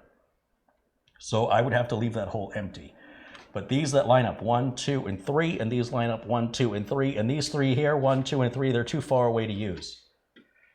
So what about this hole that's between the two? CORSAIR doesn't support that mounting point, so you can leave it empty. Or I have these old plastic standoffs we used to use in the 90s to mount motherboards. And what I do is I cut the little tip off of it right here. And now it's like a little flat surface that the motherboard can rest on, so I don't worry about the motherboard warping. Not that it would, it's not that far, and I'm just gonna plug that into that hole, just like that, and that's gonna support the board. It's not important, you don't have to do that. Now let me have you come around, and I'm gonna line up these I/O ports with the I/O shield, and I wanna make sure that none of the metal tabs, the grounding tabs, fold down over any of these connectors. The way I do it is I tilt the board and line those holes, and then I push the board towards the back, and then I set it down on the center standoff, which is actually a post. Now, do we have any grounding? You see that grounding strap? Look right here. Move the camera to this point. This is exactly what you want to avoid. This is what you're looking for. I cannot use that USB port. The grounding strap is folded up inside of the USB port and could short out the whole motherboard, or at the very least, make that USB port and that USB port not work. So how do you fix that? Well, the way you're going to fix it, you can take the board back out. You don't have to take it all the way out. Now come in here. Come over here. Didn't know you were going to be getting up and down today, right? Get right down in here. I want you to see that grounding strap. And not all I/O shields are this way, by the way. I can't get any close. Right there. That's the one that's giving me grief. And I'm just going to pull it up. That's all I did. I just lifted up on it. Okay. That's it. And now I'm going to put it back in. You ready? Here we go. Well, it went in a lot easier now. You notice that grounding strap is hidden and it's resting on top like it's supposed to be. And then check all your other ports. Make sure that these are coming through the holes. Make sure nothing's blocking anything. This kind of looks a little sideways, but that's just how it lines up for some reason. I don't know why. There we go. Move it a little bit. See how it kind of shifts a little? Yeah. And then we want that to shift a little as we start to install the mounting screws. So on the counter, we have the bags of screws that came with the case. And I don't need both bags.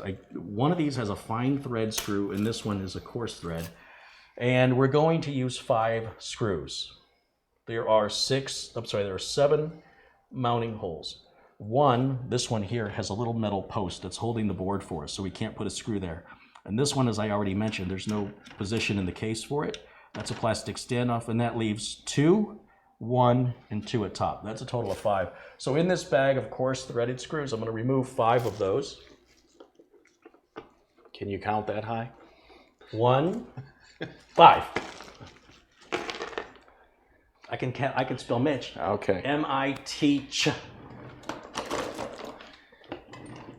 Now, I would recommend you always use a manual screwdriver until, or if you're bold enough to really be intimate and familiar with your electric driver. Yeah, I said it. This driver does have the clutch setting on. Oh, I got it on slow speed. Let's crank that speed up. Steady now. Okay. Steady. We're gonna go right here.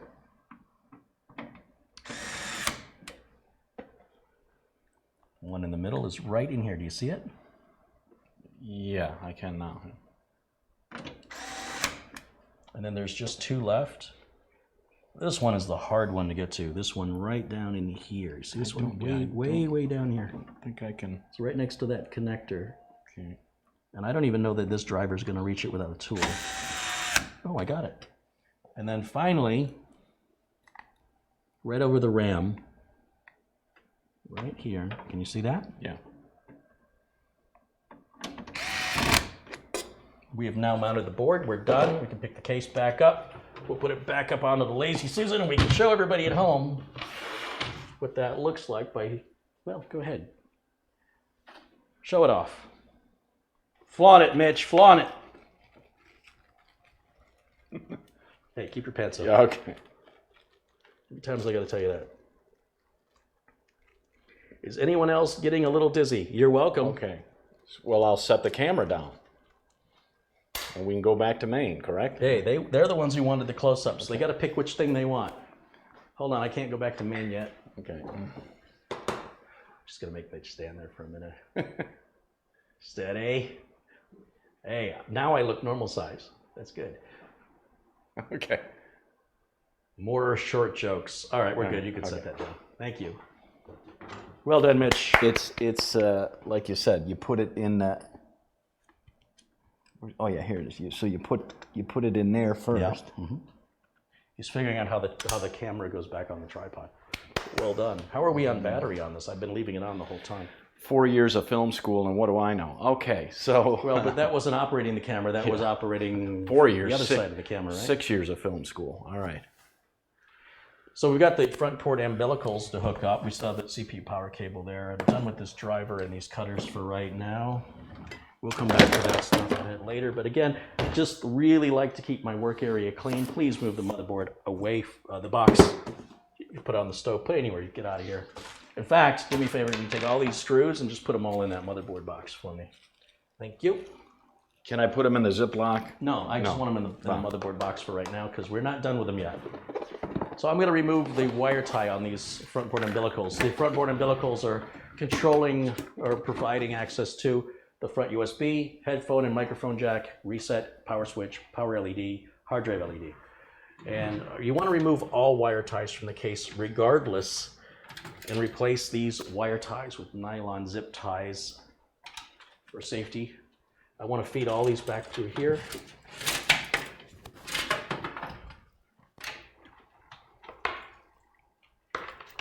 And I want to untangle all of this. Whew, I need that air conditioning turned down. It's just really hot in here.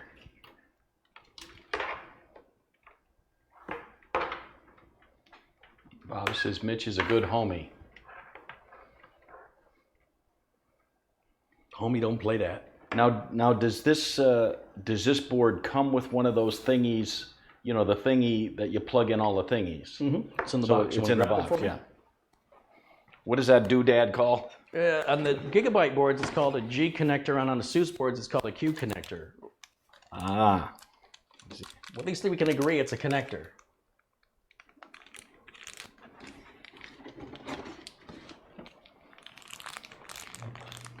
Is this it? The thingamajig for the whatchamacallit? That's right? it. Yeah, that's right. Very technical terms. Okay. Should make a mess, Mitch. Yeah. There's your instructions. Boy, if only I had a camera operator to give me close-ups of this stuff. So all I'm going to do is I'm going to grab these cables and I'm going to put them into the connector. The cables are labeled, the connector is labeled, and line them up accordingly. It's really not more complicated than I'll that. go back on the camera if you want. You want to go back? Yeah, because it's important. It's important for them to see that. So sorry for the motion sickness. All right, let's see. Push down, then clippy towards me, And let go of the thumb first. No, see, you let go. Oh, yeah. See what I'm saying is you hold this down, and then move this, and let that go, and it holds it. All right, so let's do these cables first. There's 4 of these cables. This is for your hard drive LED, power switch, and reset switch, and they are all labeled accordingly. This connector is optional. It just keeps them all together, so you're just plugging this one connector into the board instead of each cable individually. But at the end of the day, they're all plugging into the board one way or the other. So if we look at the connector, it says here power LED, positive and negative. Can you see that in focus? And we will grab this cable right here, which is still tangled up. So what I want to do is use this as an opportunity to just untangle or unweave these cables from each other. And this will say power LED plus and minus. And I need to hold them together like that and line them up. See how it's going to line up exactly identical to what it says on the connector? And they will clip in, and you can give it a little tug to make sure that they're underneath that little clip and they're not going to budge. Why is that so loose? Hold on. Doesn't feel right.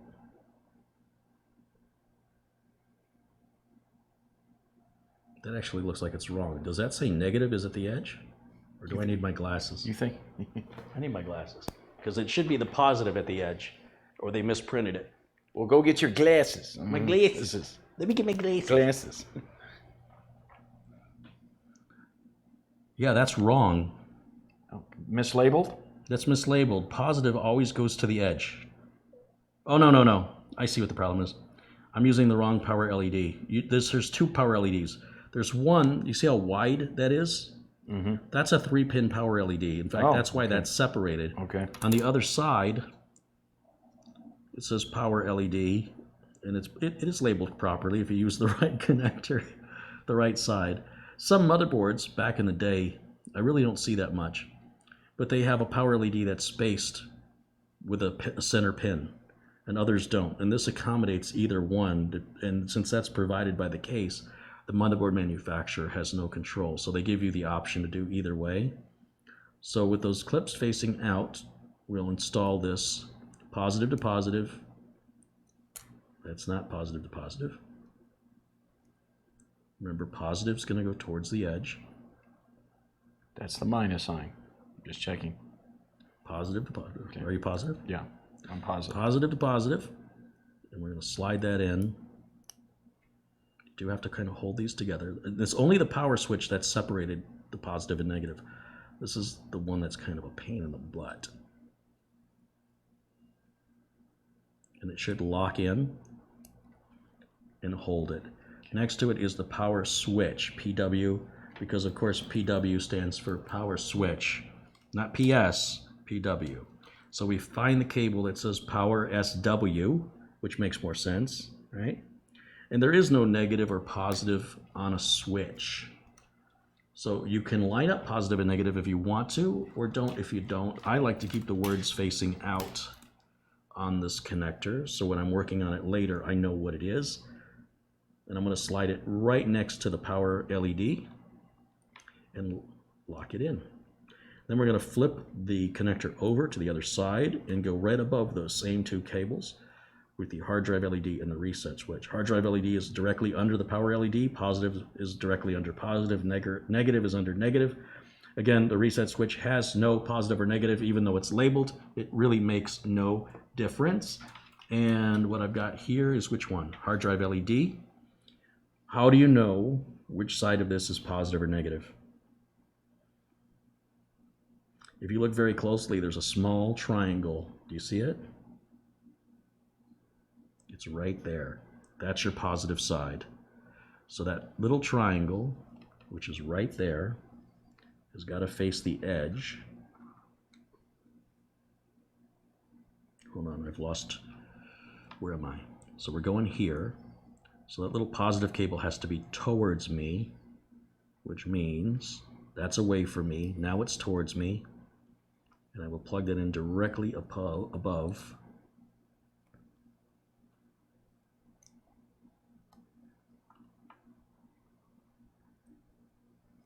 And I grabbed it. There's one cable left. That's our reset switch. Now, do you have to use that little adapter, or can you plug directly into this? You can plug directly in if you want. The little adapter is there to make life easier when you want to upgrade or remove or replace or work on your system in the future. Instead of removing each one of these cables or worrying about plugging each one in individually or having it come off or not quite sit right or flush, this makes sure that they're all installed equally. Again, no worry of positive or negative on resets. Just make sure the reset switch is in the right slot in the connector that says RES. And we'll slide that one in. And that's the whole populated connector. That's what it looks like when it's complete. And then we can take this, and again, we do not want any cables interweaved. It looks like I might have just interweaved one by mistake. No, I didn't. We're fine. And I'm going to run that right through the bottom of the case. And then we're going to rotate the case to the other side. And that's going to plug in right here. It's got a little notch. This doesn't have a notch, but it only goes in one direction with the power LED at the top. Just line that up, very gently line it up with the connector, and then push it straight on. And that just hooked up power switch, reset switch, power LED, hard drive LED is now done. That easy. That easy. And if I ever want to work on it, or the customer wants to, just take that off. Isn't that a lot easier than putting each one on and off individually? Right. Then if we come back around to the other side, we've got this funky looking cable. This is a 2 USB 3.0 ports up front. And we can run that through, right through this hole here, and then come around the other side. And we can plug this cable in either this slot or this slot. Doesn't matter which one you use, or you can use them both if you have like a memory card reader or something else that plugs into USB 3.0. Point to it, yeah. That's it. Yeah. Yep. Okay. And then we have one connector left. That's our front port audio connector. It even says HD audio right on it. And we need to get back in here on the board. It's sometimes if you have a shallow enough power supply, you can kind of hide the cable that way. But unfortunately, in this case, we'll have to go, this is about as far as we can get. So we'll bring it in down here, pull it through, and it'll say audio, and there is a pin missing on the bottom, and there'll be a pin missing either on the bottom or the top. And on this one, it's on the bottom, so it can only go in one way with the missing pin lining up with the blocked part, and you just kind of wiggle and push that on until it's seated. There's no clicking, there's no clip, there's nothing that holds that in. It's strictly friction. We've got a rear case fan here we can plug in. So we can grab this power cable, again, remove the wire tie.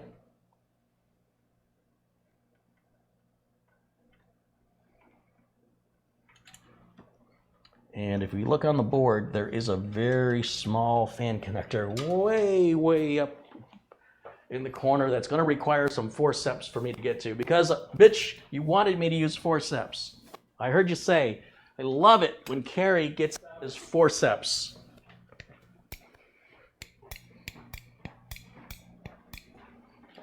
These were sent to me by a viewer. I said, what am I ever going to use these for? And now I find myself using them all the time. How nice it is, yeah. So I'm just going to hold on to that with the forceps, just like that, with the grooves facing up. This is a 3-pin fan going onto a 4-pin fan connector all the way to the back. I don't quite know whether I'm going to get a flashlight.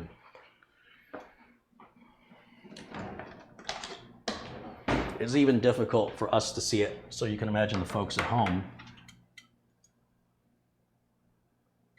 I'll hold the flashlight. I got it. You just do your job, Mr.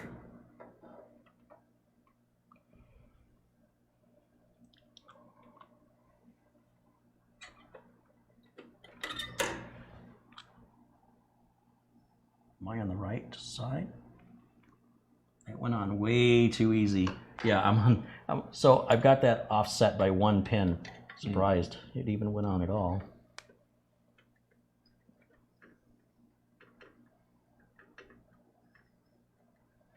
You ever play that game Operation? Yeah. Yeah, it's kind of like that, Yeah. only it's real life. Yeah. Dr. Carey in the house. Okay. Yeah.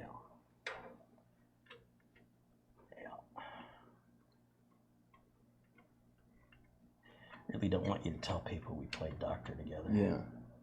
Now, how do you, for people that don't have forceps, do you recommend them putting that on before screwing the motherboard down? You know you can, but then that makes it hard to maneuver the board when you've got all these wires tethering it. And you don't have, that's not a whole lot of room on that cable. You don't have to use that connector. There's another fan connector on this board. There's probably a couple we could use. There's one down here. There's one right here. There's a CPU optional one under here. Right. On a lot of boards, there's one right in here. I don't know why they don't give us one right in this little area. That's normally a location for a fan. But if there's not one here, it's usually up here. Yeah. And if this heatsink wasn't so freaking awesome, Right. you know, if you had a smaller heatsink or a liquid cooler with a water pump, a water block there, you could easily just reach your hand in there. Or if you had a bigger case. Right. So it's just a unique, this is just a unique situation of the case that we're using with the combination of the board and the heatsink. This isn't the way every computer goes together. But these forceps aren't going to set you back much, and you'd be surprised what else you can use these for. I mean, they really help out a lot in the bedroom. Right. Right. Like, for example, if you had a loose bolt in the back of the bed. What did you think I was talking about? Oh, these people. So are we going to go wide so I can set the camera down? Not yet. So on the two more cables, and we can then test fire this bad boy. Here we've got the CPU power cable that we talked about earlier that we pre-plugged into the board. And I'm going to run this cable right down through there in that hole, and we'll come back around this side. And look at all the connectors on the back of this power supply. Isn't that complicated looking? But here's the deal. You see that's 4 pins on the bottom? There's a total of 8. 2, 4, 6, 8. There's only a few here that are 8 pins wide. It's not these, it's not these, it's not these, it's not these. But there's 6 of them, and any of those 6 will work, and I want to go all the way to the back just for clean cable management and plug that in. Just that easy, my friend. Okay. And then finally, we've got motherboard power. It's the big connector. Biggest one you got. 24 pin. It's a big 24 pin power connector. And it looks like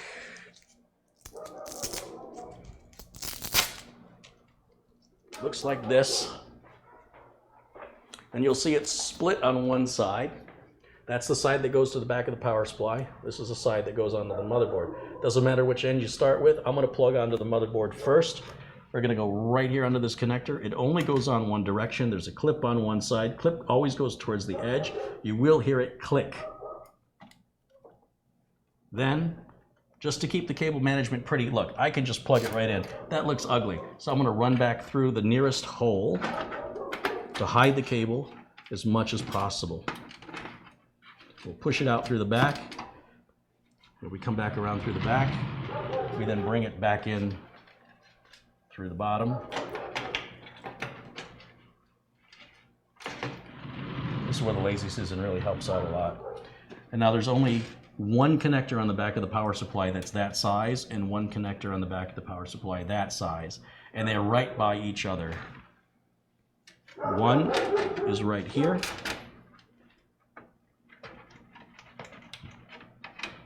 And one is right here. We are ready for our first test fire. We've basically assembled the whole computer.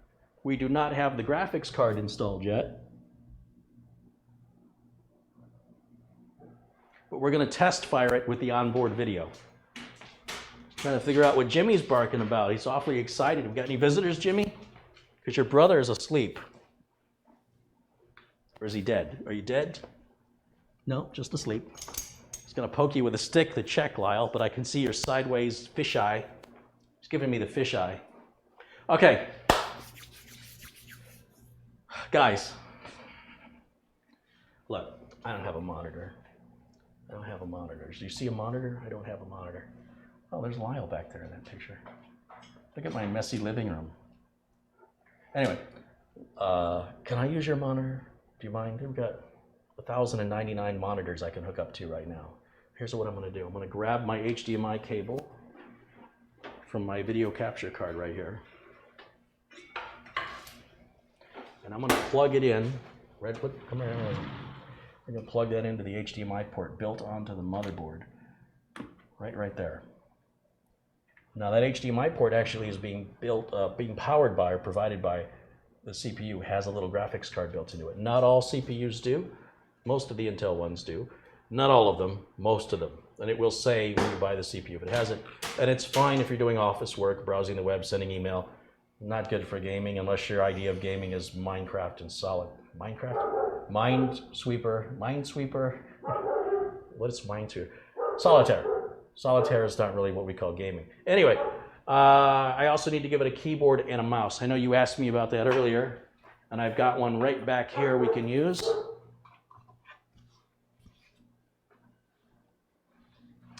And what I will do is, let's see, we turn the power switch on the keyboard and mouse. I have the spare dongle right here. It really bothers me that he's barking like that. There's something going on. You gonna get him, boy? Are you gonna get him? I don't see anything. And will the smoke test work, guys? And then finally, I've got the power cable. I've got a spare power cable I'll use.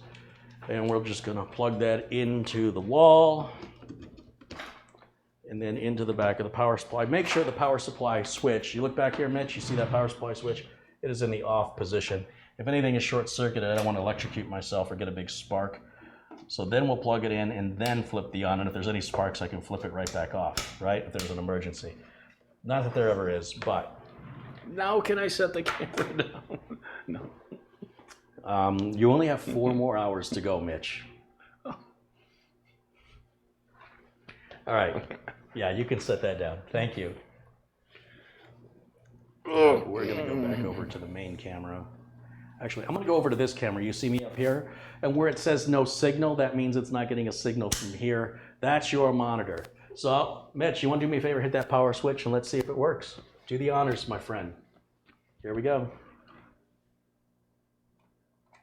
Woohoo! Fan is turning. Fan is turning. Light came on. Now, it may take up to 90 seconds for your first boot. So be patient. If it goes more than 90 seconds, you might have a problem. But be patient. Let it do its thing. Yeah. That's thing, not thing. Let it do its thing. Oh, something happened. Something's happening. There it is. There it is.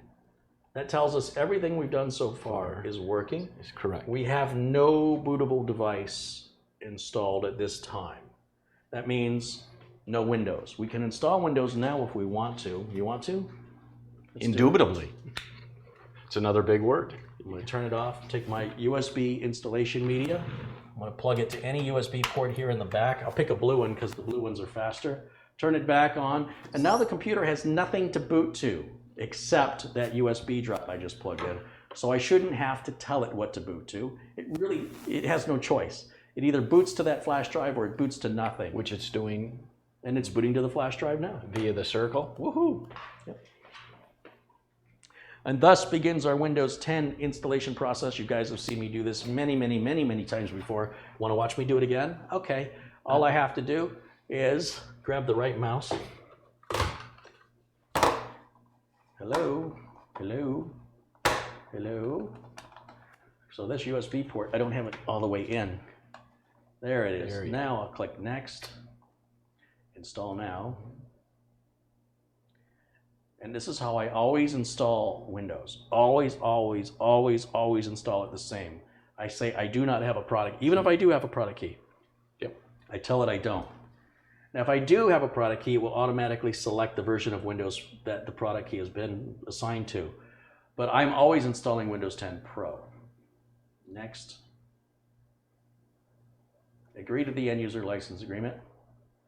You have no choice. Hit next. Oh, before, not to interrupt you, but somebody said, why don't you upgrade the BIOS first? It really doesn't matter. Yeah, we could or could not. Could not. Well, I will get there. Yeah. It really doesn't make a difference at this point. I'll hit custom Windows install. And the only drive we've installed is that one drive. That's why you don't see me install the graphics card. You don't see me install, you know, I might physically install a mechanical drive, but I don't hook it up yet. Because then every drive you've got installed will list out here and it's like, oh, which one is it? This makes your decision process so much easier. We'll click next. And now Windows is going to automatically create the partitions, format those partitions, and install Windows 10 while we wait. If you have any questions for us while we're waiting, we'll be happy to entertain those questions. Some contributions have come in. Let's give a few shouts out to the wonderful and generous people of our audience. John Wilson has contributed $20. Thank you for that. He says, that's just for some Cokes and cookies. I like your diet idea, John. We'll just call John Jack, right? So John is Jack, Jack is John, Frank is Sam, and I'm Mitch, and you're Carey. Thank you, Jack. John Bonvillian has contributed $10. Says, thank you for all you do. I'm really enjoying your build. That's music to my ears. Thank you, John. Thanks for your contribution. Winston Anglu, he watches us from Vancouver, Canada. Thank you, Winston, for your $2 Canadian contribution. $7.77 from Tom Jackson, and he says, just because I can? Appears you can. Thank you. Christoph Esch, who watches us in Germany, says, I see a drip tray. Oh, don't bring up that drip. I was happy. Thanks a lot, Christoph. What have I ever done to you? Garrick has contributed $5. He says, I've learned a lot from you, Carey, particularly about diagnostics. Thanks for your work. Thanks, Garrick. Winston Anglu again contributed $2 Canadian. John Yasudas contributed $2 and said, you missed my previous wing donation, Carey. Hold on, I'm catching up. I'll get to it. Thank you, John. Steve Caruso contributed $10. Here's to getting a comedy gig going on the Carey and Mitch channel. Christoph Etch contributed €2. Well, the short one is kind of funny too. I agree. The short ones are the funny ones. Red Dragons contributed $2. He says, hi to the whole tech family. Google Eyes, I'm going to repeat some of these, has contributed £2. It says this is for the giveaways. Fly Tech Bass, $2.22 for the tall guy. Jim Desposito says, here's $2, Mitch. You know what, Mitch? You know what? I'm already seeing what's going on here. Hold on. There you go. I just passed that money right on to Mitch. Don't smell it. It's fine. It's nice and moist. It's been in my pocket. Mitchy likey. I've never seen you smile that big before, Mitch. Thanks, you guys. Jim Desposito's contributed $2. JV2 contributed $2. Sharon Mitchell contributed £2 for Mitch. Flytech Bass, you got change on that, Mitch? No, just kidding. Flytech Bass contributed $2. Says, good afternoon, Mitch. Ian White's contributed $10 Canadian. Google Eyes again contributed £2. He says, I love watching the older shows to catch up with what's been said. And again from Nikolai Lukianov, Steve B, Sterling, Pat DeMarco, Kevin, Mr. TV Man, Planet Cryos, Google Eyes again. John Yasudo, there it is, the $10 for Money for Coke, chicken wings and fresh corn. The pretzels aren't ready yet. The corn isn't ready until about June or July, unless you want frozen corn. No, thank you. Ben DeCour says, can I brag that it is 73 degrees in Texas? LOL? Yeah, but you're still in Texas, so LOL. What does that mean? Yeah. Thank you for the contribution, Ben. There are some good things in Texas. I think the DeCour family would be one of them. Darren Klug contributed $2. Bill Ottinger, Verusian Kalustian, Shane D, Ben DeCour again, Rick Hubbard, Christoph Esch again, Mike Zawolinsky says, keep up the good work, Carey. I just bought a Nook for work. Right on. Randy Ruff contributed $1.99. Jim Desposito again, and the first contribution was from Kevin. He said, I just bought a Mugen 5. I just bought a Mugen 5, and that is a beast. Very nice. Good that you can find one, since they're in high demand now. Tom Jackson again with $7.77. I'm feeling lucky. Here's another. We do rock the bomb. What does that mean? Should you rock bombs? Is that a thing people do now? I don't know. Is that like cow tipping, rocking bombs? Well, thanks, guys. Let's go find a bomb and rock it. Thanks, guys, for everything, and I'll bet our windows because our... Is a rocket a bomb? No. No. Unless... No, your jokes are bombs, but we won't go into that. Right. Yeah, thank you. Huh? Is that was good. lightning fast? Okay. You do that on the comedy night competition? Of course, yeah. You're going to sweep it. Sweet, yeah. So I think our Windows, because again, with the hard drive on the motherboard is so fast. Yeah, it's already doing its first reboot. So now it should automatically reboot to the drive, the SSD drive, okay, by default. So you don't have to go in the BIOS and change anything. Just stick with all the default settings right out of the box. And then I need to grab an Ethernet cable so we can grab all the Windows updates. I can put the now some motherboards, I've watched some of your videos. Some motherboards, you don't need to flash the BIOS. You just need to, as long as you're connected to the internet, it does it via the internet, right? Well, as an option, some BIOSes, particularly from ASRock. Yeah, that's ASRock. I've seen that go, and I'm like, well, that's nice. Why are you nice. leaving this on the table? You're just flaunting? No, you have it. That's from the viewers. They want you to have that. Oh. I'm not taking your money. I mean, not when people are watching. You can give it back to me after the show. Yeah, he printed this last night. Hey. Okay. You can't say it's not fresh. Fresh, yeah. I can feel the ink. I didn't want you to have anything used and refurbished. I wanted only the best for you.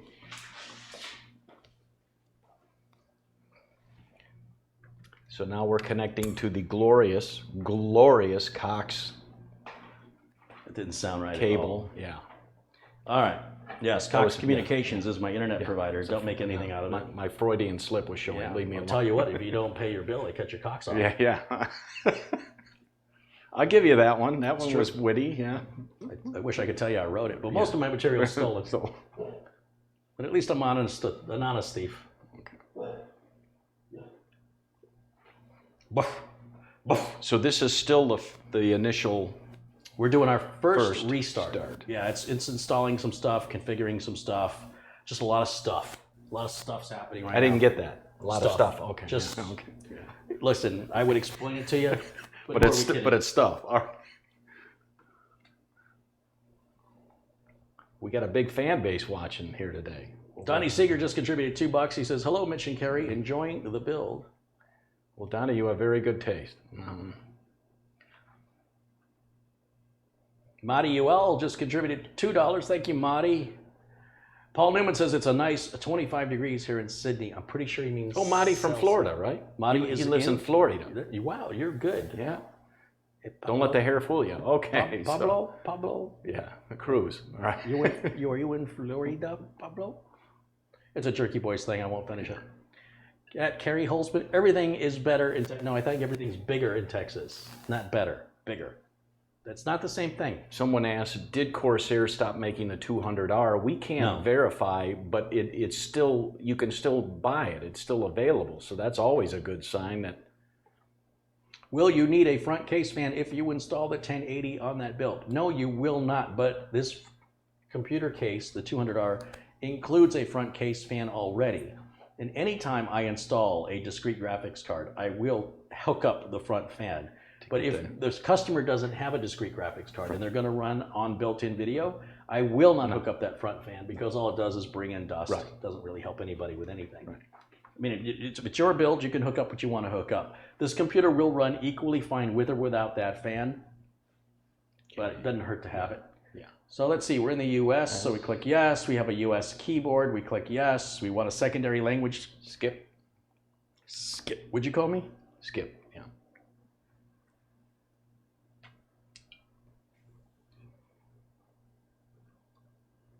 We have 1,092 people watching. Thank you guys for tuning in. Tom Jackson has contributed $7.77. He says, here is more of your stuff. Yeah. Right on. Thank you for tuning in to this riveting entertainment. Hey. Okay, skip. 1,096 people cannot be skip. wrong. Okay.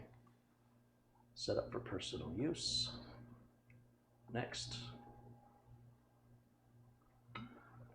Because I plugged in the network card, it wants me to sign in with Microsoft. I only like to use offline accounts. You see down here? Yep. Offline account. It's like you really should sign off. Then it'll ask you again. No. I didn't get that. No. Okay. What did I say this was going to? Raul. Raul is like Paul, unless you would pronounce Paul. I don't know. The English language is weird that way. There you go, Raul.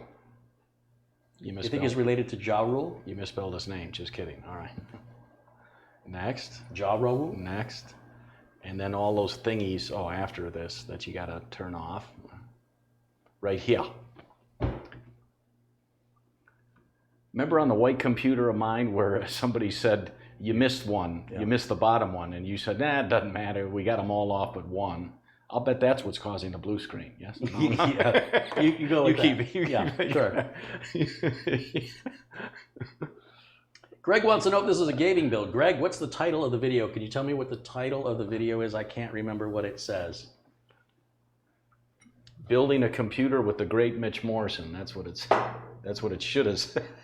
Well, we know who's not writing the titles. Not me. Okay, this takes several minutes, but yeah, clean that mess up that you Now made. you sound like my wife. That you made. And with that hair, you kind of look like her. Yeah. What are you doing later? Yeah, it's spelled R-A-O-U-L. Raoul. Not this. No, don't tell Raoul how to spell his name. Okay. That's very offensive. Okay, Mitch, would you start that with a letter B? No, I didn't think so. no. I wasn't sure. The name is Mitch. Yeah. And it rhymes with itch. But maybe I'm the, itching maybe to build the B is another pronounced computer. as an R. Maybe it's like Charday, you know? And don't switch to another channel. Huh? Too late. Too late. They've already moved on to. Okay, what's this thing here? Then we're online. We're online. That's the browser opening. So I'm going to close that, and I'm going to go check for updates. A million of them, but you've got fast internet. What? Oh, it's thinking, yeah. And then are there some loading right now or in the background? In the And background, you'll see the ones loading in the background that say will failed fail. or something like that. No big deal. So don't panic. Tell Mitch Peter Frampton called from the 70s and he wants his hair back. That's a good Mitch, one. do you feel like we do? Yeah. I am taking guitar lessons, folks, but I'm left-handed, and I'm forcing myself to learn right-handed because I don't have a lighter to hold up in a concert for you singing Freebird, but is this the same? No, play some music we can dance to. All right, so yeah, that's the tiniest flame I've ever seen. You know, that's not the first time someone said that. Right. To me. We need a little ba-doom boom. So That's just a little comedy for you guys. Very little. yeah. Cut the tension with a knife. Okay, so it's doing. What are you going to cut it with, a spoon? Spoon. I'm gonna Steve.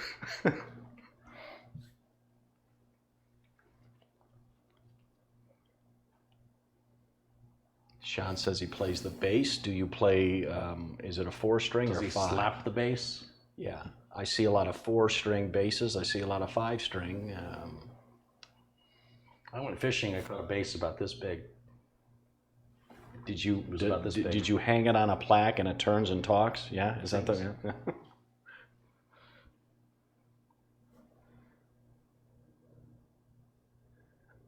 Can I show you a gift I got? Mitch, did you win the lottery? No, let's just say because I'm retired that I made all my money in pharmaceuticals, and let's leave it at that. He's not lying. Yeah, let's leave it at that. Which is amazing considering I've never had a puff of weed, and it is 100% true. So.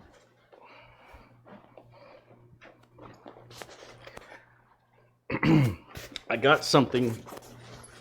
My 15-year-old nephew has been learning to play the guitar. Ooh. And there's a guitar that became available. And I don't know how to play guitar, but I'm a big fan of this guitarist. And I really, really wanted it as a collection piece. And I thought, this is like collecting Star Wars figures and not taking them out of the package. They're really meant to be played, or played with. And he's a kid. He doesn't have any money, And he's really good. He's only getting started, and he's good. And he likes classic rock. This 15-year-old kid, not only does he like classic rock, he likes Green Day. Like he loves Green Day. And not that Green Day is classic rock, but I'm just saying he's got a wide range of rock and roll assortment. And I don't know if you can see that signature on this, but this came all the way from London. And the story is that Brian May of Queen built his own guitar. He couldn't afford one. So he and his dad went out to the garage and found some spare wood lying around. And he thought, if I'm going to build a guitar, I want to make it with features I want. 3 pickups and different ways to switch the polarity, turn the pickups on and off individually, and have different combinations of therein. And he plays that guitar To this day. to this day, and he doesn't even use a pick. He uses a 6-pence coin as a guitar pick. And that guitar has traveled around the world with him. He calls it the Red Special. Well, needless to say, there was only a matter of time before people said, maybe you could work with a guitar company and recreate the Red Special. So I put my name on a waiting list, and I was notified that the guitars were available. And they're a little pricey, but you only live once. It really isn't that bad. I mean, let's just put it to you this way. I could either buy the Core i9 9900, or I could buy this guitar. You want to see something cool? Oh, gorgeous. That is an exact replica Of approved the Red Special. and designed by Brian May. Go ahead, take it. Yeah. You're the one with the rock and roll hair. Whew. Here, come step over around the front of the car. Now, when you play Crazy Little Thing Called Love, or Another One Bites the Dust, or perhaps a little bit of Bohemian Rhapsody, or, I don't know, Fat Bottom Girls. Wow. There's all the switches for turning on there's 3 yeah. pickups. You can turn each pickup on or off. You can reverse the polarity of the pickups. You've got your controls, volume, etc. And the strings are on rollers down here. There's little rollers. These are locking, whatever you call these things. They lock so it won't untune as you're playing it. And I can't wait to hear somebody who knows how to play it. Now, I hope he's not watching my channel. I really hope. My nephew's in school right now. He's a good student. Beautiful fretboard, yeah. And it is signed right up at the top. It's not actually, it's a replica, Right, but you know, signed by Brian May, approved by Brian May. And it is exactly modeled after the guitar that Brian May plays. In fact, Brian May has been given many guitars, priceless guitars, and he enjoys them. But Let's put this beauty back. But this, watch the cables. Brian always goes back to that guitar. Always goes back. When it's time to go to concert and it's time to play a song, well, he enjoys playing with other people's guitars from time to time. If you ever see Queen in concert, that is the guitar that Brian will play for 90% of the songs that he plays. Now, my nephew is going to turn 16 years old, and I am a very impatient person. I don't want to wait for his birthday. He'll also be getting his driver's license, assuming he passes his driver's test, but it's Phoenix. How hard can it be? And I thought maybe when I take him to see the Avengers, I'll surprise him, make him play me something. Am I the coolest uncle you ever met? Nah, but I'll tell you, this is, it's a beautiful guitar. And so, Well, I figured, look, as long as he has it, he takes care of it. As long as he wants to learn to play guitar and pursue that. Mm-hmm. But if he ever want, he better not take it to a pawn shop. He better not give it or loan it away. No. Otherwise, I want it back. Yeah, because you can mount it. I'll put it on the wall. Yeah, that's a beautiful. And it's a hard guitar to get. Right. And this came from London. Yep. And I was on a waiting list for it. And Brian May guitars. Just Google Brian May guitars. I think they're in stock right now. And they ship around the world. And I'll tell you, it's tough being left-handed. I'm struggling to learn right-handed, but I had a friend who had about 7 guitars, and so he's right-handed guitars, and he said, don't go out and buy one here. Let me just borrow one of mine if you're taking lessons. And so I'm enjoying the lessons, but it is, anyone who says learning guitar is easy, no, it is tough. And so... no, that's why I build computers. Yeah. If I knew how to play guitar, I'd be a lot wealthier. And I played drums for years and years. I don't own a set, but I'm looking into electronic, a set of electronic drums, and so I'd like to get back playing those. And we're still updating, so we haven't missed anything in that little interlude. And now for something completely different. Yeah, why not? What an uncle. What an uncle. That's what I'm saying. Yeah. Wish I had an uncle that cool. Yeah.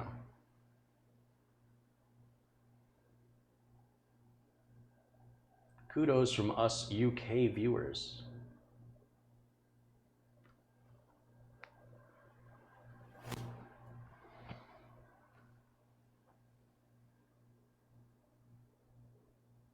Locking tuners, that's what they're called. Oh, tuners. yeah. That's locking too. Yeah. I've been, YouTube is such a great placed resource for helping, you know, someone learn guitar like me. And you got little 2-chord songs. You can learn 3-chord. So I'm kind of enjoying watching the videos, and I can hit pause and make sure my fingers are in the right frets and things like that. So Ramon says, Mitch, let's see that man bun. Not in your life. You're gonna have to get a neck beard too. I did that once for a little short comedy piece where I was the lady president of a movie studio's assistant, and she was belittling me, and I did the man bun just for that, and I said to myself, I will never do this again. I felt so emasculated. It was only on film Yeah. for everybody to Yeah. watch and judge you. Yeah. What are you worried about? Right. Did it pay well? I had to put that up on my my YouTube channel. It's cute. It's about 3 minutes long, and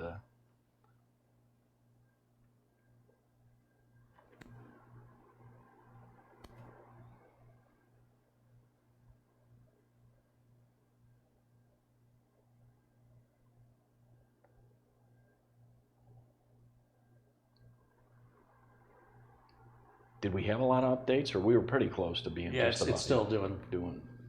big one. We'll get faster internet there, buddy. You know, gigabit, fiber. This is, it's 300 megabit. I mean, it's a third of that. Okay. Gigablast that I'm not getting on my white machine because of you.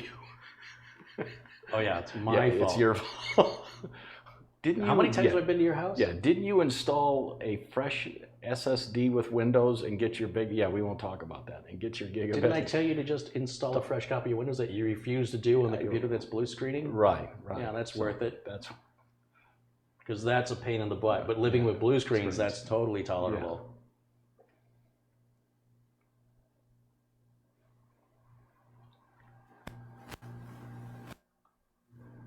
I'm just looking through the comments here.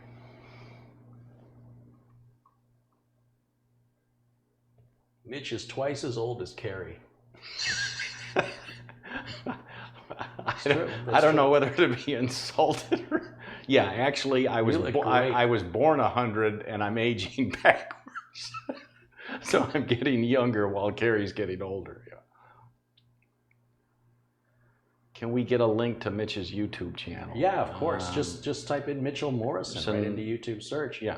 Really, I'm sure one of the moderators can do that for me since I'm right in the middle of a live broadcast. Yeah. Tom Jackson's given $7.77 for the blonde hair bun.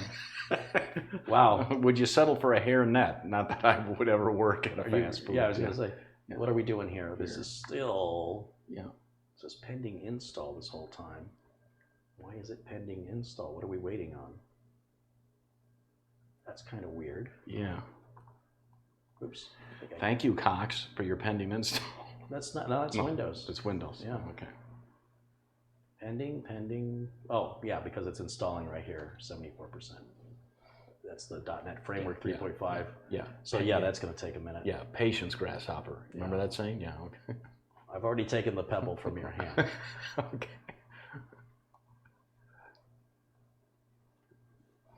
I just have to find the right.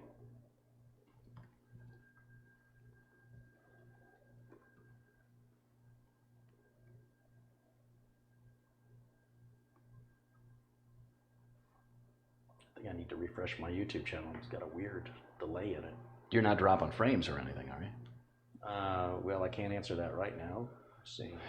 We always drop some. Where are we at on the frames? No, we're at 0 drop frames. I've never seen that before. Yeah. Absolutely 0. Yeah. Not us. Yeah. We've been broadcasting for how long? Yeah. 2 hours and 42 minutes with not a single frame dropped. It's my magnetism. Leave me Mitch alone. magic. Yeah. Is that like Magic Mike? No. No? I guess I don't need all these $1 Oh yeah, bills tomorrow is 420 Cannabis Day. I What does forgot that all mean? about that. I don't know. What Yeah, do I I don't know? know I've never had a puff of weed, so what do I know about the stuff? Oh, you don't inject it? No. I've been doing it wrong this whole time. Right into the eyeball. No? Someone went to my IMDb page and said, what was it like working on the movie Phantasm 2? Yes, I was a set dresser.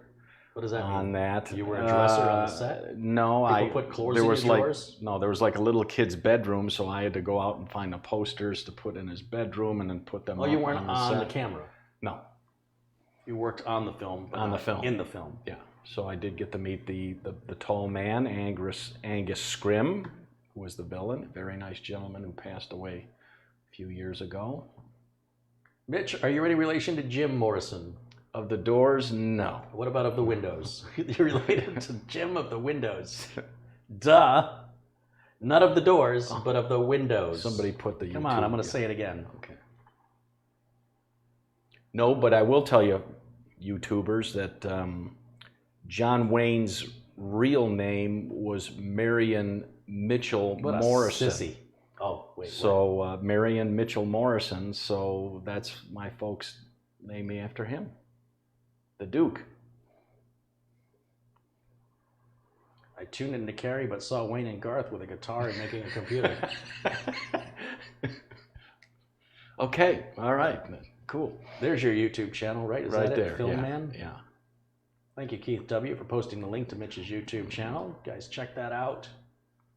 Not right now. No. Later would be greater, you know what I'm saying?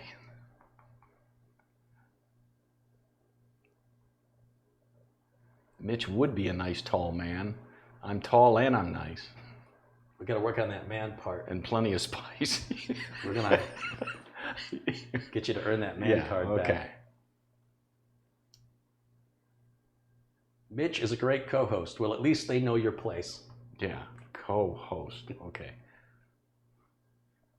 How tall is Mitch? 6 foot. Bingo, Paul Newman. That's it. Yeah, definitely need shorter guests. I think Tall Man is that a series? The Tall Man? I don't think so. The Tall Man, aka Jebediah Morningside, R.I.P. Angus Scrim. I don't know what these references are. Well, you never seen the horror film, the original Phantasm? It's great. Oh, that's what it's from. Yeah, I'm not into horror movies at all. No. Unless the horror movie is a bit of a comedy where you're rooting for the murderer, like But this Friday the 13th. But this flying spear was so unique and original. That was great. I seem to recall the movie trailers for that. I remember a floating spear. Yeah, that. Yeah, I'm not. That doesn't. Yeah, it just. I can't suspend disbelief to a self-aware floating spear. No, I'm sorry. I'm sure it was fantastic. It's just not my cup of tea. No, I would much prefer Ace Ventura. No, that's not true at all. That was pretty stupid too. Pet Detective. Yeah. This thing is taking forever. What's going on? Yeah, I mean, there's a big update. You I don't even see the hard drive light blinking over here. What's going on? Well, you installed it wrong. You know, you put the plus on the negative. Yeah, I do that because I'm different. Just have to be patient. You got big plans for Easter? It is Easter weekend, isn't it? Being somebody raised Jewish, it really doesn't mean a lot to me. You're Jewish? Then nothing gave that away, right? No. I'm actually not a religious person. I'm a science guy. So regardless of how I was raised as an adult, right, I choose to believe other things. Yeah. But yeah, are you the Merovingi? Cause and effect, action, reaction. Kind of like causality. All of life's questions can be answered by causality. Correct. More than, but some answers I think are beyond human beings' ability to comprehend, and so for that, I sort of lean towards Buddhism, Gandhi, the Dalai Lama. I think makes a lot of sense a lot of times, but I'm not buying into all of it. I accept what I accept, and I leave the rest for other people, and it's fine. It's what gets me through life, and it really doesn't matter if people like it or dislike it or agree with me or disagree with me. That's the beautiful thing about it. I don't go knocking on doors trying to convince people to agree with me. I don't hand out pamphlets at the mall saying, have you heard about the great Dalai Lama? I don't do that. I don't, and I really get offended when other people do it to me. I just appreciate the ability for people to believe whatever they'd like to, and to allow others that same consideration in return. And on that sickening note, our updates. So I got big plans for Easter. Yeah. Okay. Yeah, I'm already working on those bunny ears. All right. Yeah, chocolate. Damn things are hollow every year. Yeah. The guy does bite the heads off of his chocolate Easter bunnies. So how are our updates? No, I'm not related to Dana Carvey. That's why I'm cutting my hair, because I'm sick of people saying, party on, Garth. Are we ready for a restart yet? No. Nothing. It's still sitting there. Why is it stuck at 74%? That's seemingly... But yeah. I wonder if I'm not getting a refresh right on this one. Huh. It seems like it's been sitting there an awfully long time. Well, a little more humor, and we'll, the keyword there is a little more, and then we'll... Let's go back to home, updates. It says it's installing. I don't know. Here's a little secret. If you really get impatient, you can always choose a restart. Yeah, but it's in the middle of but I'm not physically powering it off. I'm telling Windows to finish what you're doing. This is forcing it to finish. Okay. Now it says there's an app that seems to be stuck. So we'll hit restart anyway. And it's okay because it's a fresh install. Even if I hose this install up, so I do it again. Right. It's not like I got a bunch of programs and data I got to worry about. Without me here, though. But Windows 10 is far more robust than previous Windows versions. Yeah. And it really does recover from this quite well. I'll show you. Yeah. This is all live. So if I'm wrong, time is the proof. But doing this restart forces it to finish what it's doing or to shut down what it's doing. And we can go back, hit Windows Update again, and let it continue where it left off. Yeah. It may ultimately not benefit me at all, but I feel better that we're making some progress because that just felt like it was taking too long. And I really did like, guys and gals, you can see the video. It's on Carey's website where I had a laptop that had Windows 7 Professional, and he then installed Windows 10 over it, and I lost nothing. No data, my apps, my software, everything remained the same, which I wouldn't have believed. I thought something would have happened, but the install went right over and kept the key, and it was great.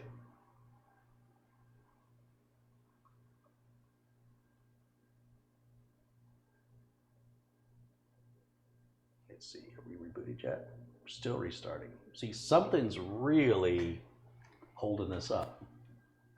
And so what I'm looking to see if there's any hard drive activity, and I don't see it. So I'm hitting the reset button. I'm going to force a restart on this. There's something that wasn't right, and it's not a good sign on a brand new build. It's not a good start, but let's see if it recovers okay. If not, you can redo it. But again, I watched you install the hard drive. It went into the slot beautifully, and it's sitting solid state. Or solid state, yeah. Watch what it does now.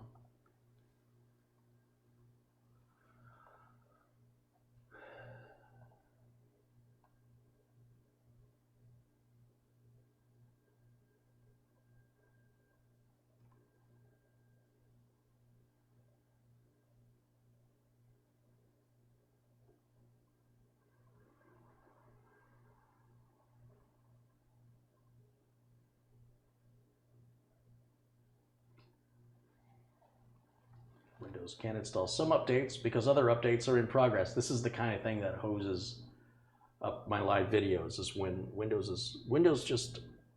Microsoft is just so sick of people not applying their updates and getting everybody infected on the internet, and then they have a media issue with everybody going to the press about some virus, and Microsoft has to come out and say, well, these people didn't update like they were supposed to, and this shouldn't be a thing because people are morons, and so they can't say that, so they just force the updates on you. This latest Windows 10 that's coming out next month will allow you to postpone updates much easier, but I just think anybody who does that's an idiot. Sorry. But you should have backups, and if everything's up to spec, there's no reason these updates should cause problems. And just because a fraction of people, a very small fraction of a percentage of people have some Windows Update problems. It's usually related to some third-party software they have that you don't. But boy, are they loud. They're such loud people. They drown out the other 99+% of people who didn't have a problem. And then it just feeds into this feeding frenzy of demonizing Microsoft and their updates. And it's just so unrealistic and so disconnected from reality. It's, look, Microsoft's not perfect and they make mistakes, but they're nowhere near as bad as people are making them out to be. Well, I mean, I saw some of the updates disappearing, which means it's obviously doing its. Yeah, well, we're installing right here. It says.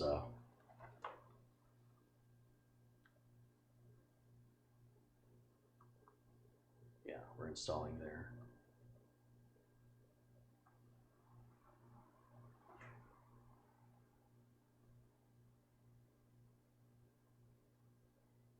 There we go, getting a Windows driver, a video driver, I mean. So just by doing that hard restart helped, obviously. I mean, I could have been more patient and waited longer. For all I know, it could have just sat there forever. I don't know. I'm an impatient guy. And I do these quite often. I know how long it should take. And it just felt wrong. And I longer than what it normally. Well, I mean, it was like I was timing it. It just felt like you and I were talking an awful lot. And that should have been done by then. So it just seemed like something wasn't right. And it bothers me to no end. But I will also install that BIOS update. Who knows, maybe that could be a difference. It's not likely. Carey, there's an April update that can cause hangups. It's not the April update.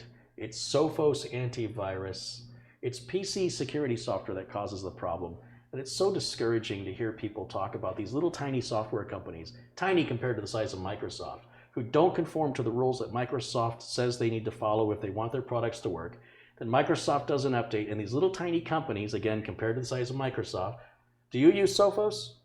Do you ever heard of Sophos? No. That's my point. And yet the people who run Sophos are the people that were affected by this update. And then they go, see what Microsoft did? No. See what Sophos did. Why can't you point the finger at the right source? Why is that so hard for people to do? It's because Microsoft's so big, they have to see them as a target. They have to demonize them.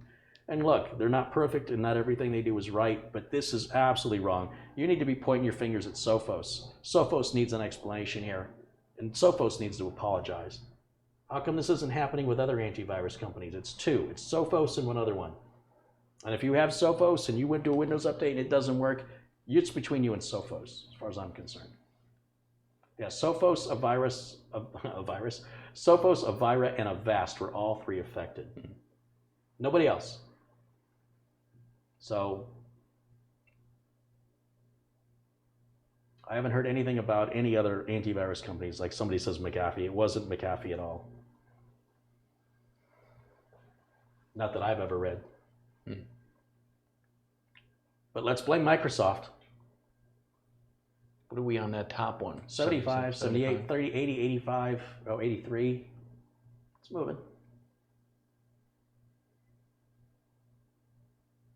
So you've got 300 down and 40 up, you said? 30. Or 20, 30 up? Yeah. Upload, you know, with Cox? Mm-hmm. Now we can restart. It did finish that correctly.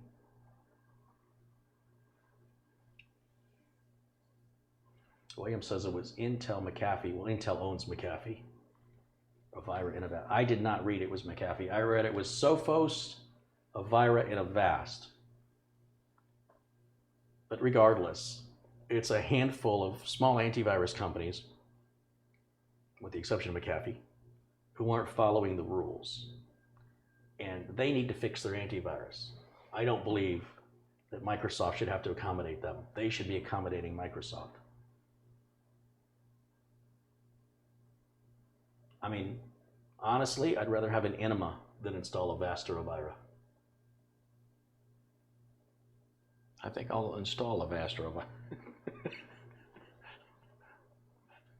Just saying. Okay. One more check of updates.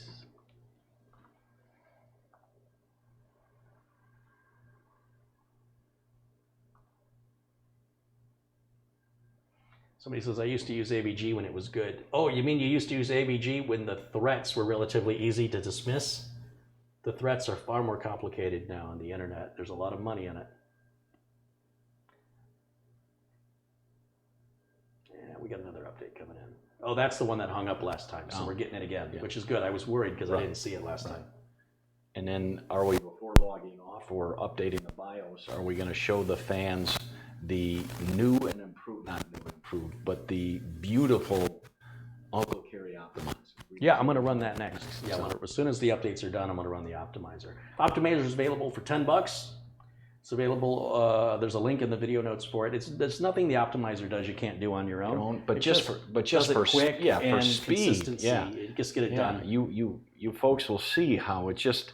And for $10, you're getting free updates until January 2020. Yeah. Because I think we're going to have to update it when the new Windows version comes out, because we now have to make sure it works with it. But after it comes out officially, not now. All up to date. It's speed. You could, like you said, you can do each one yourself. You can run it on as many PCs as you want. I'm just asking you to not give it away to people, but you can run it on your friends' computers. Just don't give it to your friends. Right. I mean, I can't stop you if you do. I'm asking you. But just watch how quick this handles. How many, is it 10 items, or you don't know how many? There's quite a few little registry tweaks and things. So I've got it here on this flash drive right here. So we'll take the Windows 10 flash drive out and set it down. We're done with that. We'll come over here and we'll go back to. Tim says my mic is cutting out. Maybe the battery's dying. It could be. Well, I told you this wasn't a good microphone setup. Yeah. It's what I have to do, or we go with in-camera mic or whatever else. All right, let's take a look. Carey's Windows 10 optimizer.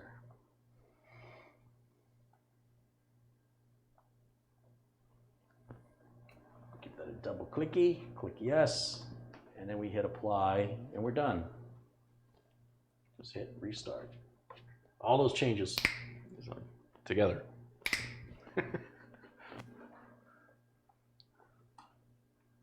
Let's see how fast this thing boots.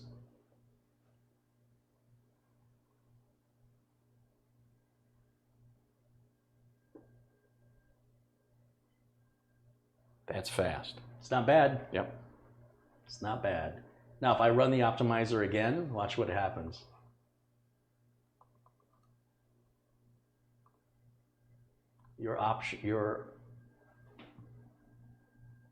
I can't read it.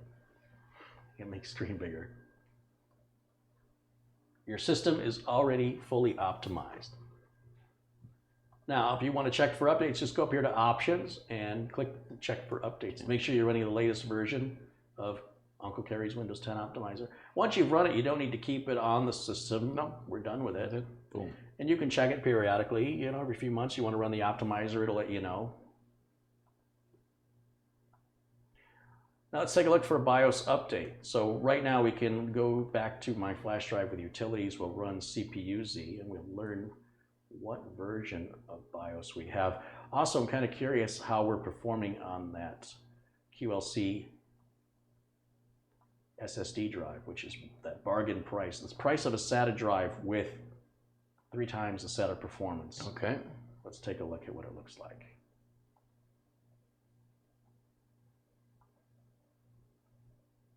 We're going to watch, just do the read and write speeds on sequentials. So you're going to peak out about 550, 560 on SATA for the same price and the same capacity. So that's basically 3 times that, right? And on the writes, let's see what we get on the writes. Once again, the writes are going to max out about 550 on SATA. It's about 550, 560. And let's see what we do. We're still running, let's see, that's test 5 of 5. So that's our final number, 1819.5.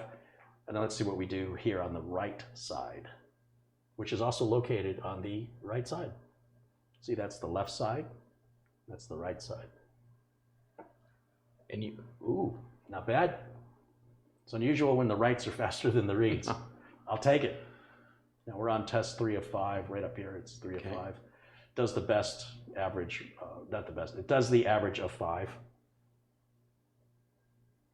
You remember 1927? You were born then, weren't you? No, that's my dad was born April 27th, 1927. Wow. So here in, 10 days?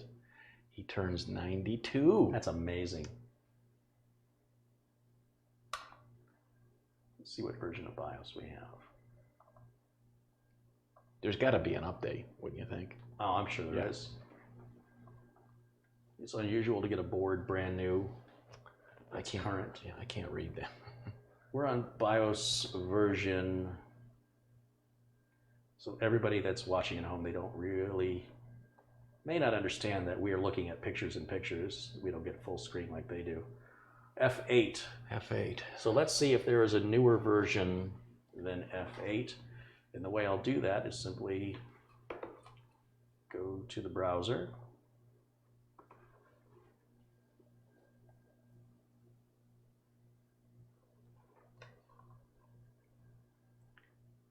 And let's go to Google. A couple things I like to do to customer systems is I like to go here on the Microsoft Edge browser and go to Settings. And then I go to Open Microsoft Edge with a specific page or pages and type in google.com. And then I save that. And as long as you're at google.com, then you can go right down to the bottom.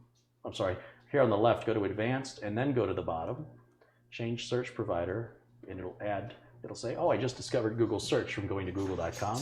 And we'll set that as the default. That's my personal preference. That's what I recommend for my customers. And now I can type in the name of the board, which is a Gigabyte Z370 XP. Right there, the very first link that Google offers us is Gigabyte's site.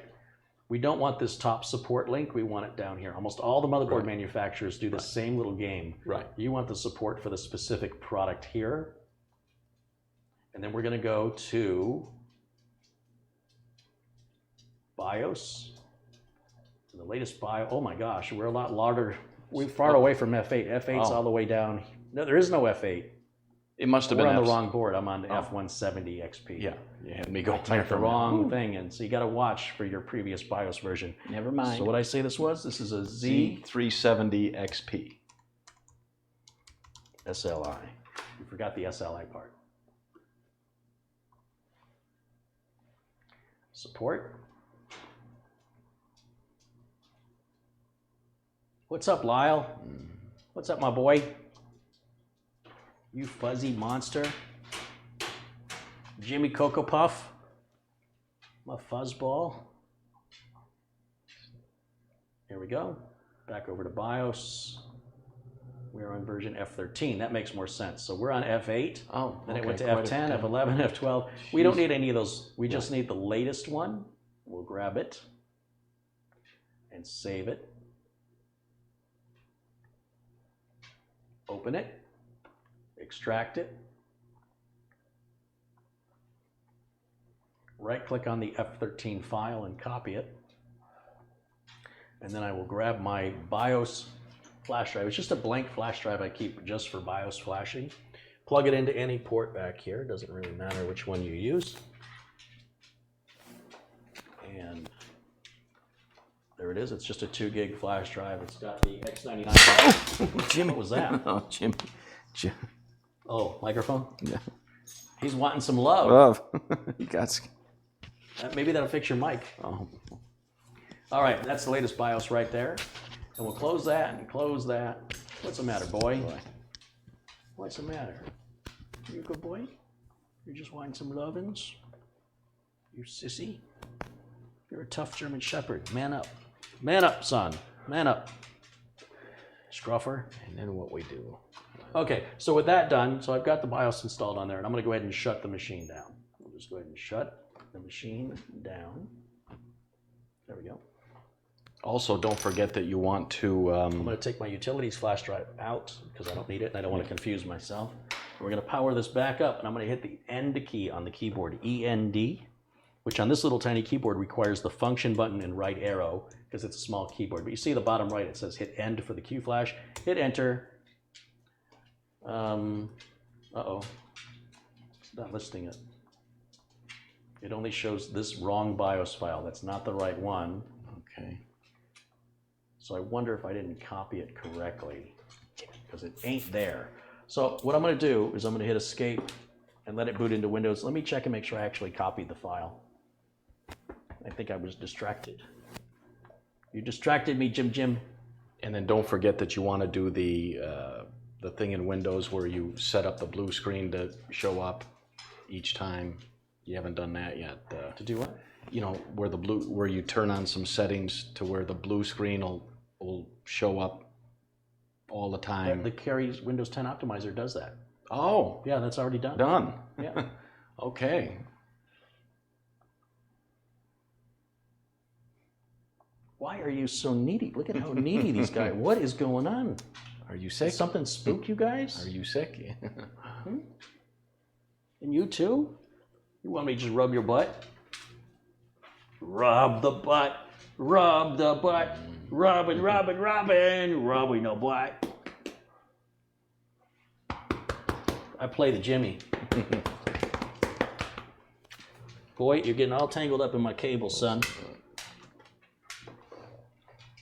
Okay, now I have the BIOS file. Okay. Because I just put it on the 2 gig flash drive. No, why is it not appearing? What's going on? This is weird. I think I just keep getting distracted every time I go to do it. That seems to be what's happening. The dog is throwing me off. Okay. Why are you so needy all of a sudden? What is going on with you? Somebody scare you? Bite their face off. Just like I taught you how to do. Yeah, just rubbing your chin. Yeah, my boy. All right, let me try this again. Take 7. Mm-mm. Yeah, at least it's just 7. Yeah. Okay. And that's 70.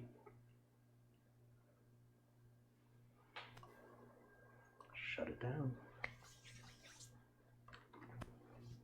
And once the machine shuts down with the flash drive still being left in, I wait for the fans to stop turning. I'm going to turn it back on, and as it starts spinning back up, I hold the function and right arrow. That's how the end key is pressed.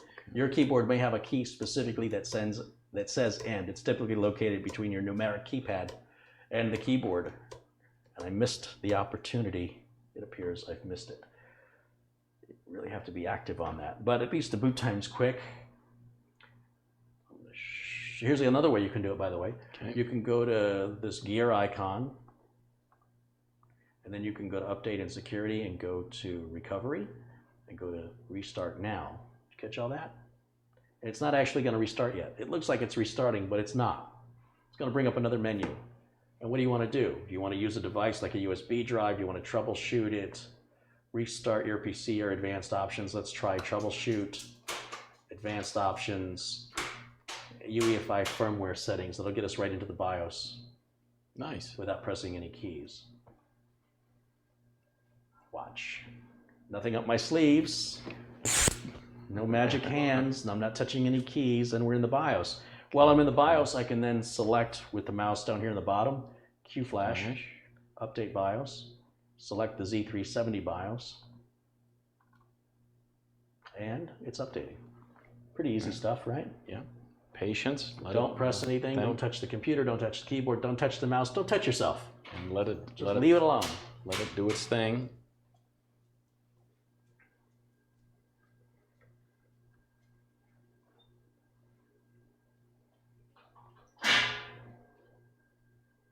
And then after this, are we going to install a graphics card, or what do you think? I mean, sure, why not?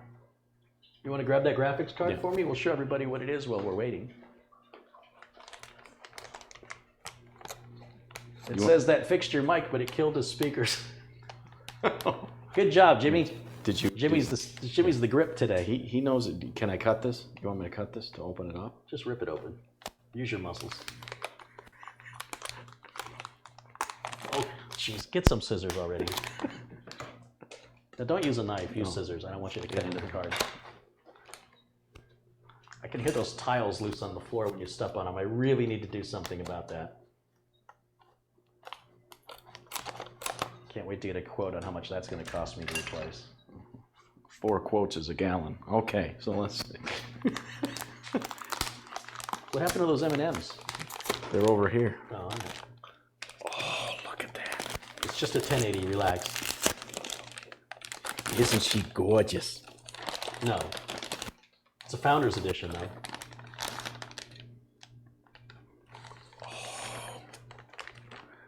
Beautiful.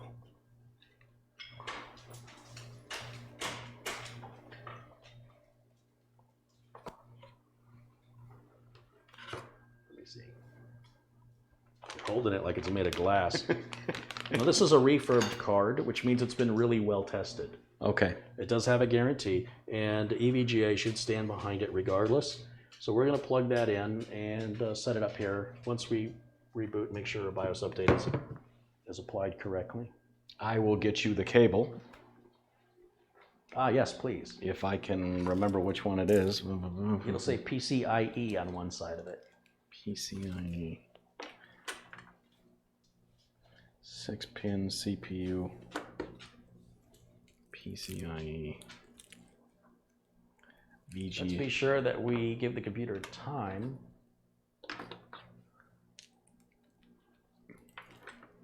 It's got to be this one. VGA. Does it say VGA? Then Yeah. that'll be right. Sure. What do I do if the power goes out while updating? Well, if you live in an area where the power goes out frequently, use a UPS, which is a battery that you plug into, so it doesn't interrupt during a power outage. I haven't had a power update. I haven't had a power outage in this house in like 3 years. But if you live in an area that frequently has power outages, you'd be wise to invest. Even in the summers, you don't get a brownout or something. Where I live, it's dropped, meaning lost, for about 20 minutes and then kicked back on and miserable. I mean, in the summer here when it's 150. Just doesn't happen. I mean, it's happened a couple times, but usually when there's a car that hits a pole nearby and knocks the power out, and they're usually pretty quick to reroute it. But it's been a long time. Will CP? I don't know why I'm calling it Cupid. You can pull that up and that'll say F13 now. Yeah, that's what I'm going to do right now. You read my mind. I'm like a window to you, Mitch.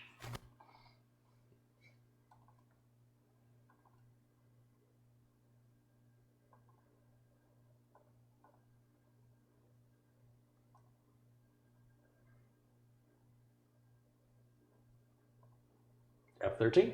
Okay. Good to go there. So we're going to shut it back down. We're going to install a graphics card next. Let's bring this down. Do you need both these cables? Just one.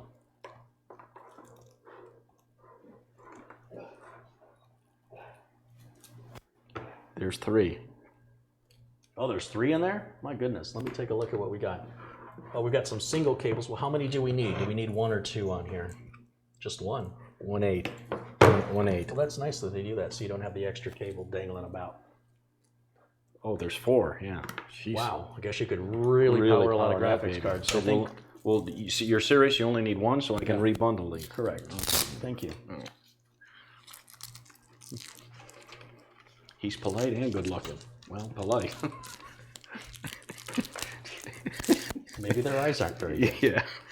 Take the compliment. Just say, yes, thank you. Thank you very much.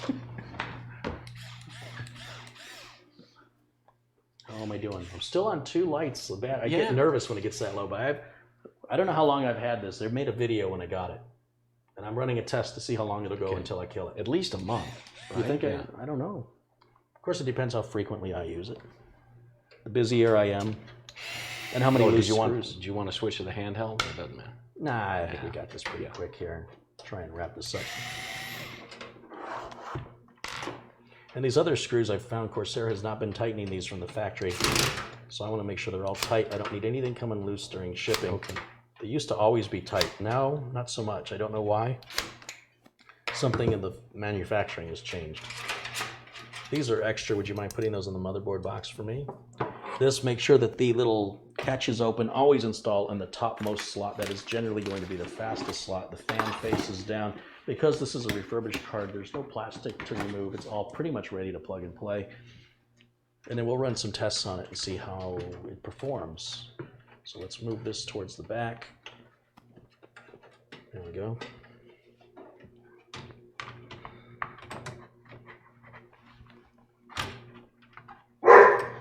Oh, you stop. That's in. Would you mind pulling that flash drive out? We're done with the BIOS flash drive. Just yank that sucker out. Don't you want to do it the real way? We're or off. Oh. Thank you. We're off of our rocker. Okay. Scalpel. Yeah, I like how they did that. I like how they separated this out as a single cable. Yeah. And then, let's see. Just gotta remember which side this goes on. It's gotta be this side here. Come on. There it is. And the clip goes down on this graphics card. And we've got to move the video cable out of the onboard video and into the discrete graphics card. And then we can flip the switch. It was very important that switch was flipped off. You don't want any low voltage going through that board. Even when the board is off, there's low voltage going through it unless you physically unplug it or you hit the off switch on the power supply. A buddy of mine did that, got a big blue spark, and his system didn't work after that. And it was off, but he did not hit that switch. Who says I'm your buddy? Okay. Yeah, it wasn't you. It wasn't me. It was my friend Steve. Did you change your name? No. Well, you should think about doing that. Okay. Let's see if it'll boot again. Unless I got a bad refurbished graphics card. Let's see. Now, what does that normally retail for? Any ideas? Oh, probably about $1,000. I mean, it's a founder's edition, which for many people is a collector's edition. If you're into that sort of thing, and again, it's just a TI. Yeah. It's not a TI. It's Boy, just a that was 1080. fast, man. Well, I don't think that's any faster. We haven't even put the driver on yet. So I do have just the regular driver installed from Nvidia earlier, and we'll just, instead of re-download it, I've got it here on the flash drive. And let's get that installed, and then we can run some benchmarks on it. In fact, I can just run the installer right off the flash drive.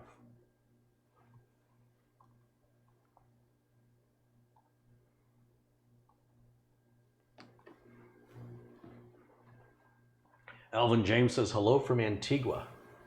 Oh, nice. Right?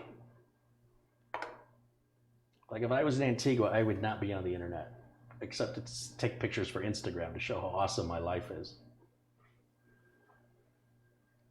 Now, does this flash load the Geforce experience or no? Mm-hmm. Well, I mean, you can tell it not to, but I'm just going to go with all the Right. defaults here. Right.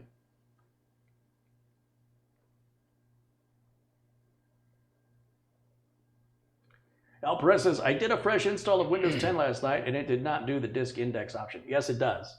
Some people, they don't quite understand the difference between disabling the indexing service and then unchecking the box on the C drive for disabling the indexing flag file on the files.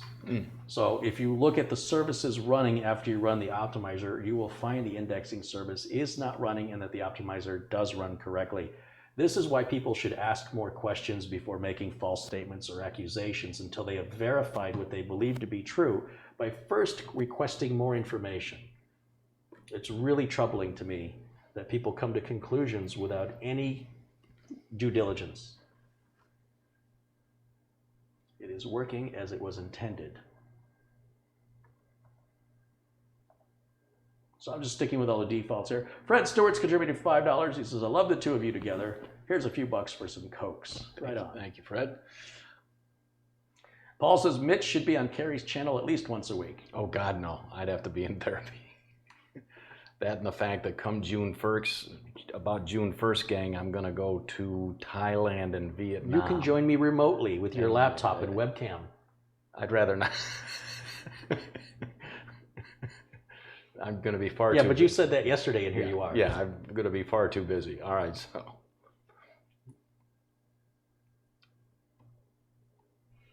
Let me just check something in the back room. I'll be right back.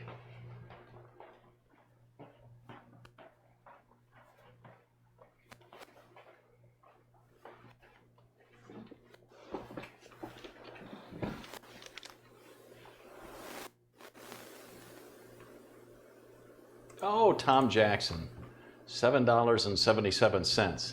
Here's for more Mitch and Carey episodes. Well, thank you, Tom. Hopefully my mic isn't cutting in and out now that I dropped it, but thank you so much.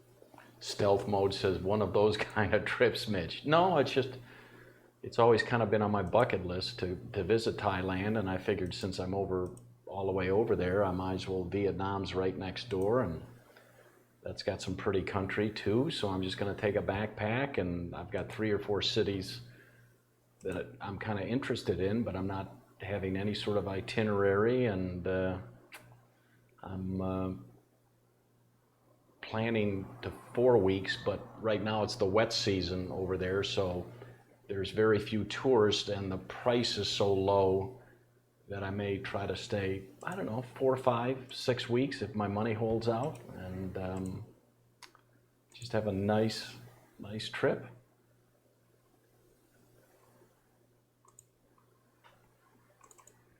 Is that a Gary Glitter type holiday? No, that is not.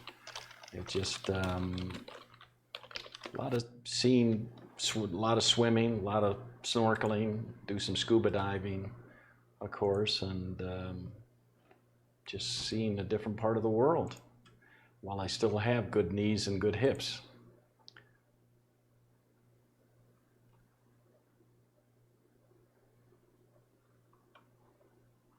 Mitch, get some dragon fruits. Well, I certainly will try that. So. We got a couple nice contributions from one from Ben DeCure, Yeah, and one from Jurgen Villegas. And thank you guys so much for supporting the channel. Your generosity, it just goes right back into the channel. By the way, it's does TI stand for totally insane? Just say that's it could when you see the price on it, right? For sure. Al Perez just contributed $5. Thank you, Al. And let's see. Let's close this, and let's install the Heaven benchmark so a bunch of people can flag my videos for copyright violation when they fraudulently claim ownership of the benchmark. That's happening about 3 or 4 times now. Jeez. These monsters just use this automation and abuse the legal system. And the last guy, I had to file 28 responses. And I hope YouTube shut him down. It was very frustrating to see this abuse go rampant, and YouTube seems to allow it. But I'm going to do it anyway because I'm a glutton for punishment. So here we go. Heaven benchmark, we run these. Now, what kind of numbers are you thinking in the 5,000s or something? High-end graphics cards I've seen in the 3,000s. What are you thinking that end number will be? I really don't pay that much attention to it. I just run it for the benefit of the audience and let them measure it. I know it's going to run good. Nothing I can do about it if it doesn't run well. I know it's just going to run well. I just know it. I mean, unless I see staggeringly low numbers, I'm not worried about it.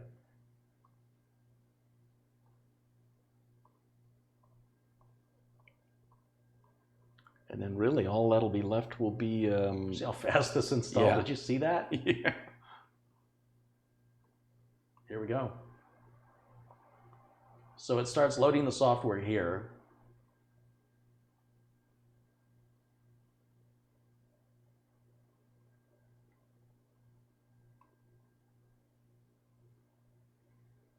And while that's running, this is a demo. I'm going to hit F9. Okay. And that starts the benchmark. I have a question for you. We're over 200 frames a second. That's pretty good. And we're drawing, how many watts from the wall are we pulling here? 244 watts, that's all. Okay. I mean, that, at least people are like, you need a 600 watt power supply. Well, look, it's possible if we really push this hard, we'll hit 350 or 400. And that power supply is a 750. So we can have 2 video cards in there and plenty of room to grow. Now here's a question for you. While that's running, would it be safe, and you probably wouldn't recommend this, but would it be okay to put the SATA cable and the not while power it's running. Not while it's running. Do not plug in SATA or power while it's running. So there is an option for hot pluggable SATA. You have to turn it on in the BIOS, but it's a nice way to toast your drive. So turn it off, then anytime you're going to plug or unplug anything electronic from inside of anything electronic, turn it off. Not only should you turn it off, you should unplug it from the wall. Right. Okay. Okay. So either you unplug it from the wall here or unplug it from the back of the computer. Make sure there's no power at it. Okay. And if you want to be lazy and you want to take a shortcut and you damage your equipment, that's on you. And if you want to get away with it and that convinces you that I'm wrong and you've been doing it for years that way, and you want to somehow correlate luck with skill, that's on you, that's not on me. I will always tell you to unplug your electronics whenever you're working on the internals of the electronics, because doing anything any other way is lazy. And if you're a paid technician and you fry a customer's system, you will be buying that customer a new system. Yeah. So and on the power supply, there's always the circle symbol and the eye. And I'm curious, is the circle off or is the circle on and the eye? I don't think it means one or the other. It's just it's a universal symbol. Okay. That means on and off. Typically, I don't think there's a yin and a yang. Yeah. I mean, on a yin and yang, which side is the yin and which side is the yang? Yeah. Yeah. They're That's not. all it is. Yeah. So it's not all it is. It's a half circle in a line, and it symbolizes power. typically, when you press the top, that would be on. Well, no, this symbol, so a computer, so what you're looking at, what Mitch is looking at, there's a 0 and a 1. Right. 0 is off and 1 is on. Oh. That's how a bit. Right. So Gotcha. computers are nothing more than a series of switches: on, off, off, Right. off, on, off, on. And that combination may make the letter A. Okay. Right? That would be 8 bits. A bit is either on or a bit is off. Okay. Right? And so if you have 16 bits, then you have 16 simultaneous switches moving at the same time in combinations therein of on and off from, whatever that is, 2 to the power of 16. Okay. So I don't know what that math is. But, so on the back of the power supply, a 0 is off, a 1 is on. Okay. They say there are only 1-0 kinds of people. Those who know binary and those who don't. So somebody looking at that chart will look like there's only 10 kinds of people. Yeah. That's the joke. There's only 1-0 kinds of people. Those who know binary and those who don't. So binary, 1 is on, 0 is off. A bit is on when it's 1, a bit is off when it's at 0. Yeah. So but the symbol of the 0 and 1 together, that's what that is for the power switch. It's like a 1 and a 0, and the 0 is hugging it. Yeah. And neither is on or off. I suppose the 0 is the off and the 1 is the on. If you really, now that I'm saying it out loud, I can kind of see it now. But it just means it's a switch, an on-off switch. It means it works either on or off. It'll flip it to 1 or to 0. Yeah. So when you turn the kitchen lights on, Right. you flipped a bit to on, except you didn't because it's analog and it's not digital. But if it were digital, the switch would work the same way. So guys, I'm the 1 and Carey's the 0. Get out of my house. How dare you call me the 0? You're Just on a little levity to cut through all of there it is. You're on There's our final benchmark numbers: 228.3 frames per second with a score of 5750, minimum frame per second 9.6, max 442. We're running at 1920 by 1080 with DirectX 311, and we'll close that. Got to use the right mouse, Carey, and go up here to quit. There's a little coil whine coming out of this graphics card, and quite a bit of heat. But it's very minor, very, very minor. In fact, when we put the covers on, probably won't hear it. Some people are very sensitive to that. Well, and you're gonna. The front fan will be on, and that'll help drone. But some people are very sensitive to coil whine, and this graphics card does have a bit of that. I won't be surprised if EVGA would cover that under warranty, even though technically nothing's wrong with it. It's fast. And it doesn't do it all the time. Yeah. It seems like it kind of, when it was working hard, I heard it just a little squeal. But with the covers on, and it's fast. Yeah, and like I said, some people it drives them crazy, and other people are like, I can't even. We know the people that it drives them crazy. Well, I've met people. I'm like, how do you live with a computer so loud? Like my dad, he's like, I don't hear a thing, and his wife was like, I don't know how he can't hear that. And we're just talking about the whir of fans, not coil whine. Right. And he's just oblivious to it.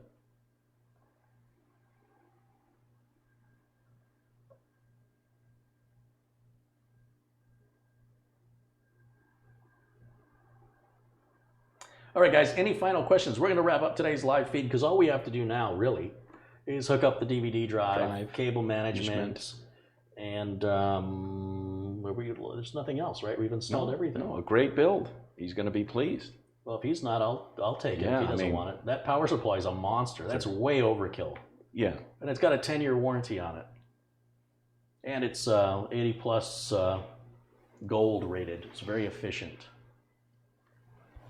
Hello to William Bailey and Gabriel Granados. Welcome in, guys. Thanks again to Ben DeCour And thank you for all the donations today, guys. Yeah. Happy Friday to you. for sure. Have a wonderful Easter weekend if that's your thing, or just have a great weekend. Even if it's not your thing. Even if it's not, we're going to try to stay as cool as we can since today was about 95, but we knew summer was coming, so it was a great winter, and it's not here, not quite here. It's here coming. yet. Sid1701D9 has contributed $2. Let's give a shout out to everybody who contributed again. Carl Curtin just contributed €5. He says, I've not been able to donate to your channel for a bit, but I've been watching everyone. That's great, Carl. Thank you. Fernando Nobles contributed 39 pesos, Mexican peso. Hello, he says, I love the channel. Thank you, Fernando. El Perez, Tom Jackson, with that $7.70 contribution. He said, here's for Mitch and Carey episodes.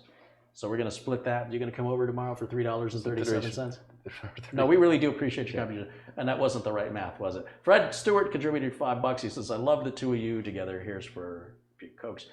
Tom Jackson, that's $7.77. Two more times. Donnie Seeger and Madiuel Tom Jackson, again, that's $7.77.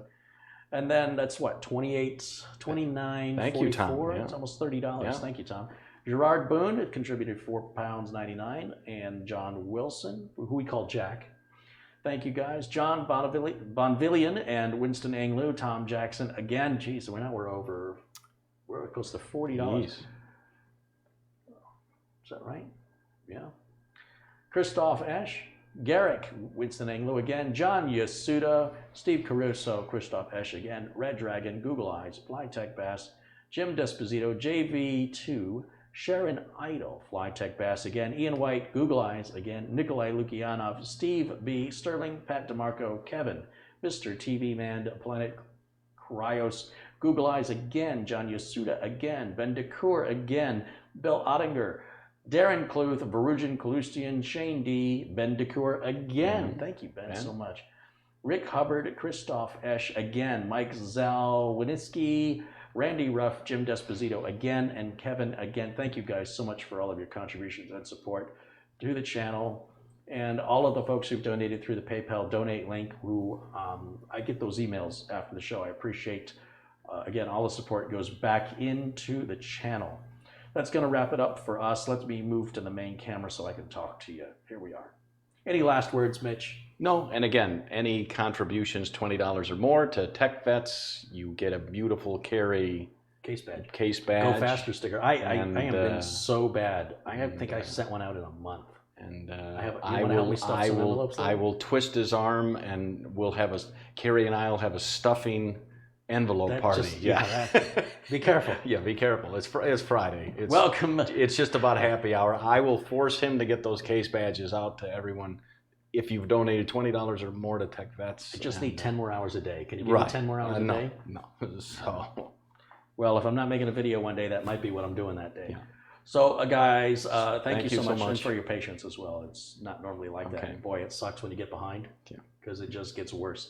And I hope Raul's going to really like his system. I think it's a great system. Great ideal recipe if you want to build a kick butt system that'll pretty much do everything well. Anything you want to do, for the most part, it's going to do very, very well. From gaming to video editing, photo editing, surfing the web, checking email, of course, that's nothing. And then, of course, doing it all at once. Yeah. Just whatever you want to throw at this beast, it's going to handle. And it doesn't need all that flashy RGB and case windows to try and impress people. When they're trying to get their RGB lighting software to not cause the blue screen, you can sail past them as they continue to try and enter the game from getting the machine running. So for all my friends in blue, thank you for helping to keep it civil in the chat room today. I think that we have didn't really have much for trolls today. Which is it's getting better. It's getting better. I hate to say goodbye to 793 people. It's a lot of people watching, but all good things must come to an end. It's happy hour, so for me, not for you. You're the DD, designated driver. Okay. And I will see you all again. I'm not sure when I'll see you again. if I have time on the weekend, I will. Otherwise, Monday for sure. More giveaways next week, so stay tuned. On behalf of Mitch and myself, I thank you all for watching. I will see you all again very, very soon. Have a safe and happy Easter weekend. Peace out. Bye for now. Bye.